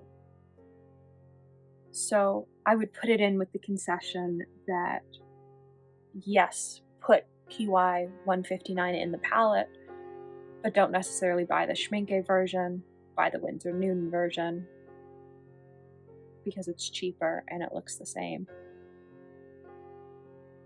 And there are less binder separation issues with it. Alright. So those are the 14 colors I choose. From 50 to 14. And getting rid of the urban colors, which are really hard to get. The haze ones are hard-ish to get, but Jackson's tends to have them open stock these days. So as long as you're okay with ordering from the UK, there doesn't seem to be a big issue with getting them. So I hope you enjoyed the wrap-up of which colors would I actually buy again. There are probably one or two others, but if I was going to just start over and buy super granulating colors, these are definitely the ones that sort of stand out to me. I might add in Galaxy Violet, It's a personal favorite. It doesn't serve a purpose. I don't use it all that often. I just love the color. Whereas some of these other ones, I know I use a lot in my pieces. And especially with like the granulating grays and browns, I use in almost every piece where I have a gray or a brown. It's always a granulating gray or brown I reach for because I find that it makes the piece much more fun and interesting. So I hope you've enjoyed this series. It's been quite a lot of fun to film. And let me know what project you'd like to see me tackle next. In our second to last video in the SCHMINCKE mixing series, I thought we'd go over all of the pigments that I used in the various mixes. So as we've mixed, I have been sticking the pans into this tray so that they didn't end up back in my palette. And I am going to label this sheet and then we're going to swatch everything out. So I have been leaving all the pigment information and color description and color information and everything in the description. So I've been leaving all the color information other than the pigment in the description of every video, but I decided that I'd do a video at the end here that just included what all the colors were, because there were a couple colors where one ultramarine blue wouldn't work but a different one would, and so there are some pigments where more than one version was used over the course of the series. So I'm gonna label this sheet and then we're gonna get into filming the second to last video in this series. The last one is looking at all the colors individually and just comparing them and seeing which ones I would actually have in my palette, which ones are a bit too similar. So if this isn't quite your speed and you're more into like the looking at different colors, that video should be up in a few days. So here are the first 15. There are 9 more, I believe, that need to go on. So we're starting with PY43 by Winsor Newton. I've got several versions of it. I just prefer the Winsor Newton version, in all honesty. It works the best in mixes, I find. There isn't a big difference between any of them. It's not like PBR7 where you're going to have a huge difference between colors. Nickel Azo Yellow by Roman Small is up next. This was only purchased for this series of videos, but I have actually discovered that I really like it as a yellow. It's also a yellow that's used quite a lot in Quinn Golds, and so I ended up using it in my Quinn Gold video. And I like the warmth that it has quite a lot. I'm not a huge fan of sort of how neon it gets when it's washed out, but it is quite a nice yellow. Lemon Yellow Deep is PY159. It's the exact same pigment as Volcano Yellow. It's less expensive than Volcano Yellow, and when my pan of Volcano Yellow runs out, I'm just going to keep buying Lemon Yellow Deep because I am really enjoying having a granulating yellow in my palette. I believe it appeared in my fall palette video. Viridian. I chose the Winsor Newton version, which is what I've got on the page. For a long time I only had the Daniel Smith version and I really didn't like it. The Winsor Newton version though is a lot easier to reactivate, and in turn I actually like the color. I find a lot of the time when I don't like a pigment color, it comes down to formula, not the actual color.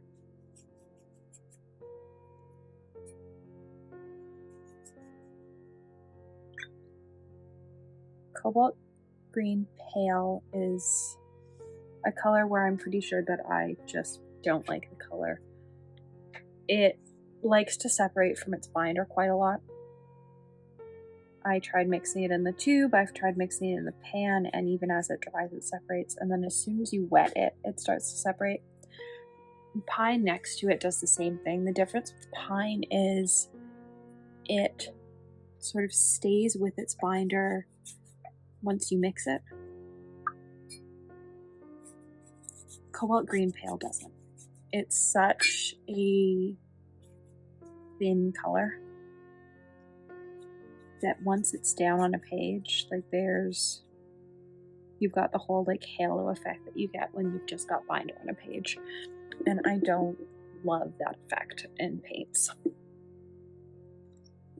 Cosmic Creations Pine is PG26.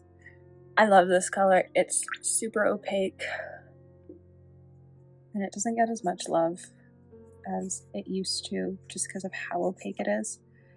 But unlike the Daniel Smith version down here, you can see that even as I wash out Pine, like it's got the same sort of binder separation on the top of the pan, but you don't get the same sort of halo effect on the sides where it's yellow like it is down here. Like you can just work it out, and I really like that. I do have a pan of this color somewhere. I can't find it though. So it's too much paint. Just gonna put some on the page. Winsor Nude and Winsor Green. I got a 15 ml tube because it was the only size that I could get. I don't like this color. It's too bright. I think it was only used in one of the super granulating colors. What color was it used in even? It was used in Haze Black. Haze Black used this. And it was the only color in the entire set of 10 palettes that used it.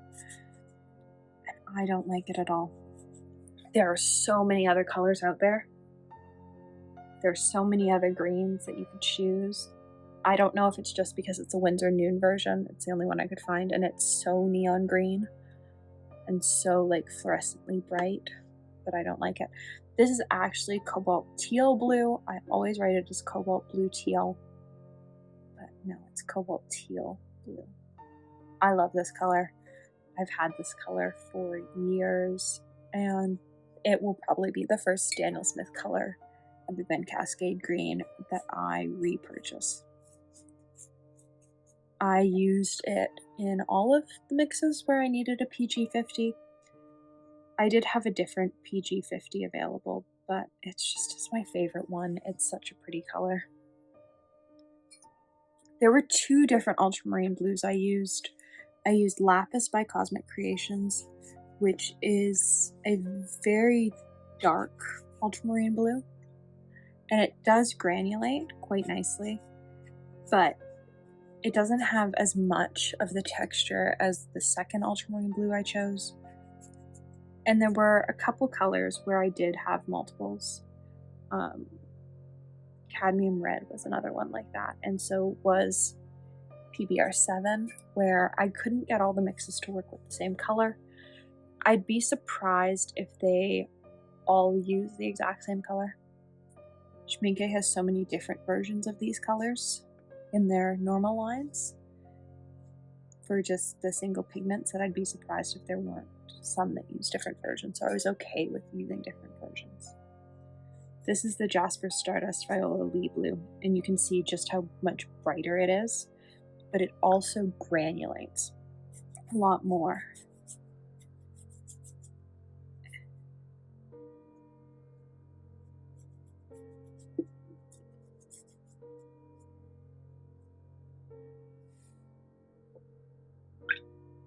Cosmic Creations Cerulean I used in some of the mixes, but it's very bright for cerulean, and I found that for some of the mixes it was just too blue, and so I ended up using the White Night Cerulean Blue, which I didn't have when I did my swatch cards, but worked quite well, especially for any of the colors where it was just like sort of blue undertoned, or it had blue but it didn't look blue.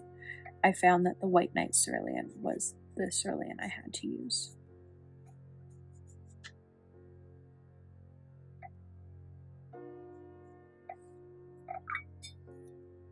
Stormy Seas is a PBR. Is a PB26. PB36. I love this color. It's one of my favorite paint colors, and it appeared in a number of the mixes. I want to say it appeared in about 8 of them.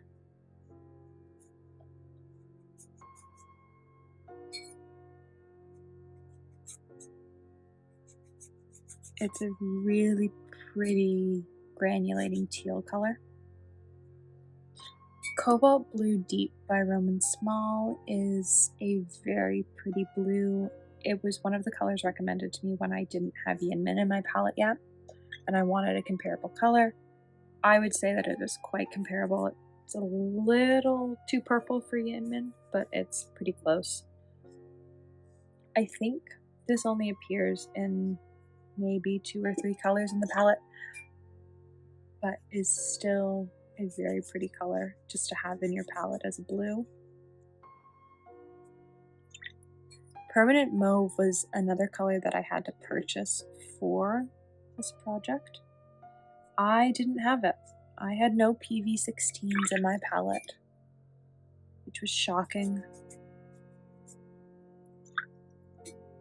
Seeing as I do love purples, but most of my purples granulate, and so I didn't have a single pigment version of this color. I had many colors that included PV16, but not a single pigment. I ended up going with the Winsor & Newton version, just because it was what I could find. A lot of the ones that I had to purchase for this video series were just the version I could track down, either at local art stores or through trades, with friends, or on Facebook. There we go. So we're gonna let this dry, and then we're gonna go on to the last couple colors. So apparently I can't write at this point because I once again labeled all my PBRs as PBKs, and so I fixed those, but they're a bit messy. And we are going to go into painting these. Cobalt Violet I had to purchase for this. It reminds me of a mix between PV3 and PV15. I don't know how I feel about it. I sort of feel like it's not different enough to be its own pigment number. I need to look into it more because I don't quite understand why it has its own pigment number when it seems so similar to some of the other pigments that are already purple pigments. That being said, it does work well in the mixes that use it. Cadmium Red, this is not their light version. I think it's just, on some of the pages they have it as their medium version. I think when I bought it though, Jackson's just had it labeled Cadmium Red. I don't know if that's changed. It is the 324. It's its pan number, which is often how I shop for Roman Small's paints, because I find shops don't always have the names the same as they are on pans. I quite like this Cadmium Red. The Roman Small's Cadmium Reds are probably my favorite Cadmium Reds, though Cadmium Reds aren't my favorite. I prefer the Cadmium Red Deep though, which is the second one. And it was about 50-50 which of the mixes used a Cadmium Red Deep and which used a regular Cadmium Red for the SCHMINKE colors. I think it just sort of depended on the color. I would assume that all of them use Volcano Red, but knowing that you can get a pretty close version with just Cadmium Red or Cadmium Red Deep is nice, because Volcano Red is expensive. Next up is Roman Small's Potter's Pink, which is my favorite Potter's Pink. I have many. It's my favorite. It is inexpensive, it comes in a pan, it reactivates really nicely, and it mixes really nicely with pretty much any other brand of paint. which I think for any paint is important, but especially for one that is really useful in mixes. I want a color that, or a brand that is just going to mix well with everything, and the Roman small version does that for me.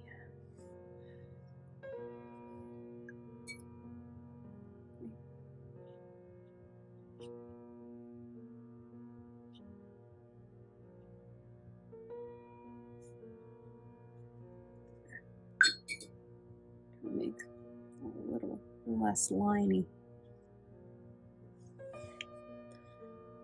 Mars Brown I had to purchase, mostly because I wanted to try the SCHMINKE version. I have a version from a small shop, but I didn't know how different they would be from each other, and looking at swatches online, they looked pretty different. And so I decided to actually buy Mars Brown, and I'm glad I did because there is a difference in hue.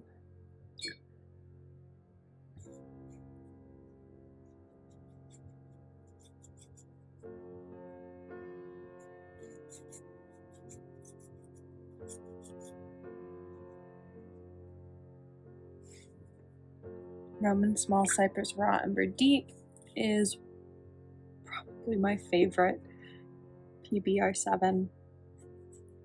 I have, I think, 9 of them that I used in the PBR video, and it's my favorite version. It's such a nice color to work with.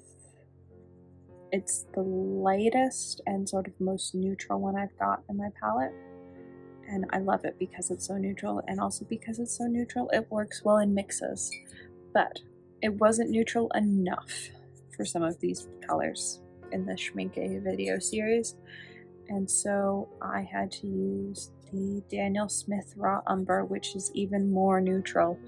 It has less of a yellow undertone to it, and because of that it worked well for the couple colors where the Cypress Raw Umber just had too much yellow going on. Mahogany Brown is a brown that I didn't have in my palette either, and I had no interest in getting until I did this video. Browns have always been something that I've just sort of left to the side in my palette, and it wasn't until about this time last year that I started to invest in more browns and try out different pigments and different granulating mixes for browns. I have to say, I really like Mahogany Brown. I like the richness of it. I was worried that it was going to be sort of too red and remind me of a Caput Mortem, and it sort of does, but it's got more of the brown undertones and less of the violet going on, and so I think it works. Aquarius Black is one of my favorite blacks. If you can tell, like, my pan's got a divot in it. I love this black. It is not my most used black. I have a black watercolor that is almost like black, and it's great, but Aquarius Black is often what I use in mixes. It granulates really nicely. I do wish the pigment particles were slightly smaller.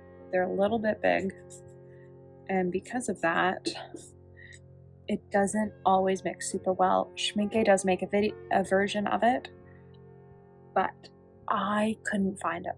I looked in about 8 stores. We called some other stores. Nowhere that stocked SCHMINKE stocked this color, even if they stock SCHMINKE open stock. So I don't know if they've discontinued it or they're just having supply chain issues still with getting the pigment for it, but the only version I could track down was the Roman Small version, and I was happy to even be able to track down the Roman Small version.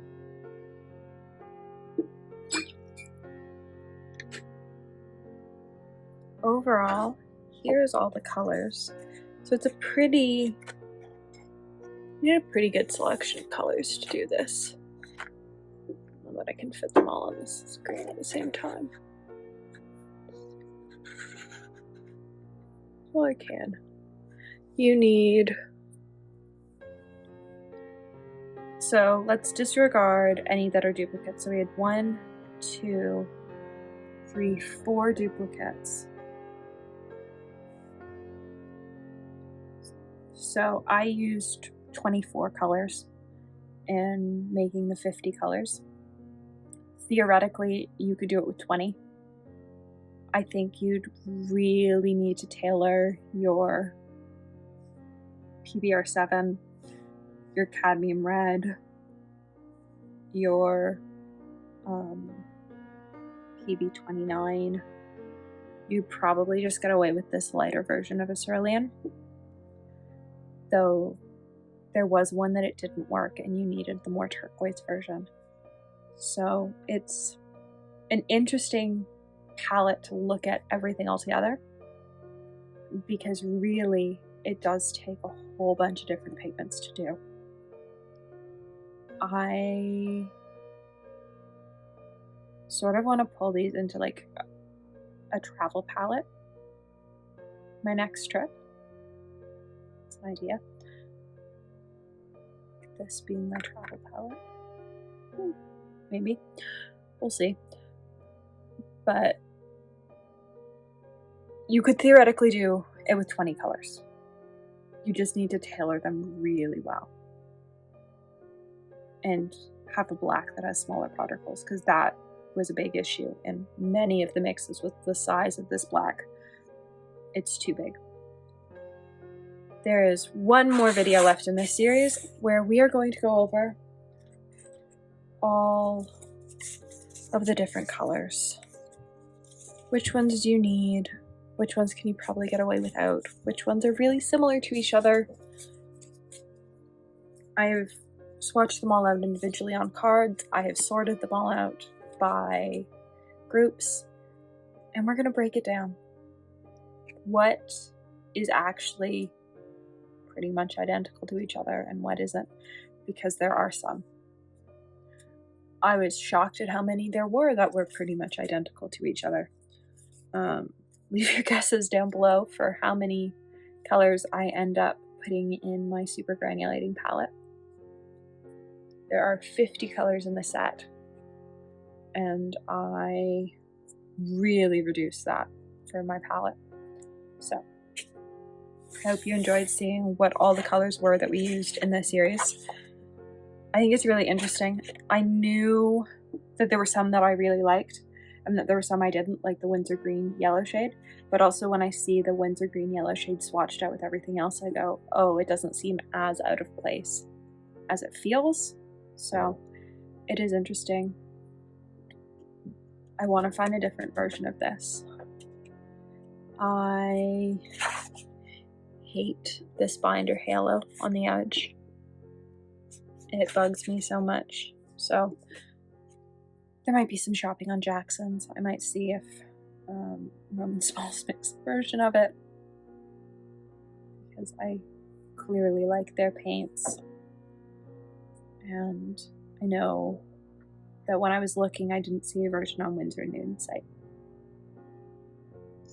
I hope you've enjoyed part 11 of the SCHMINCKE series.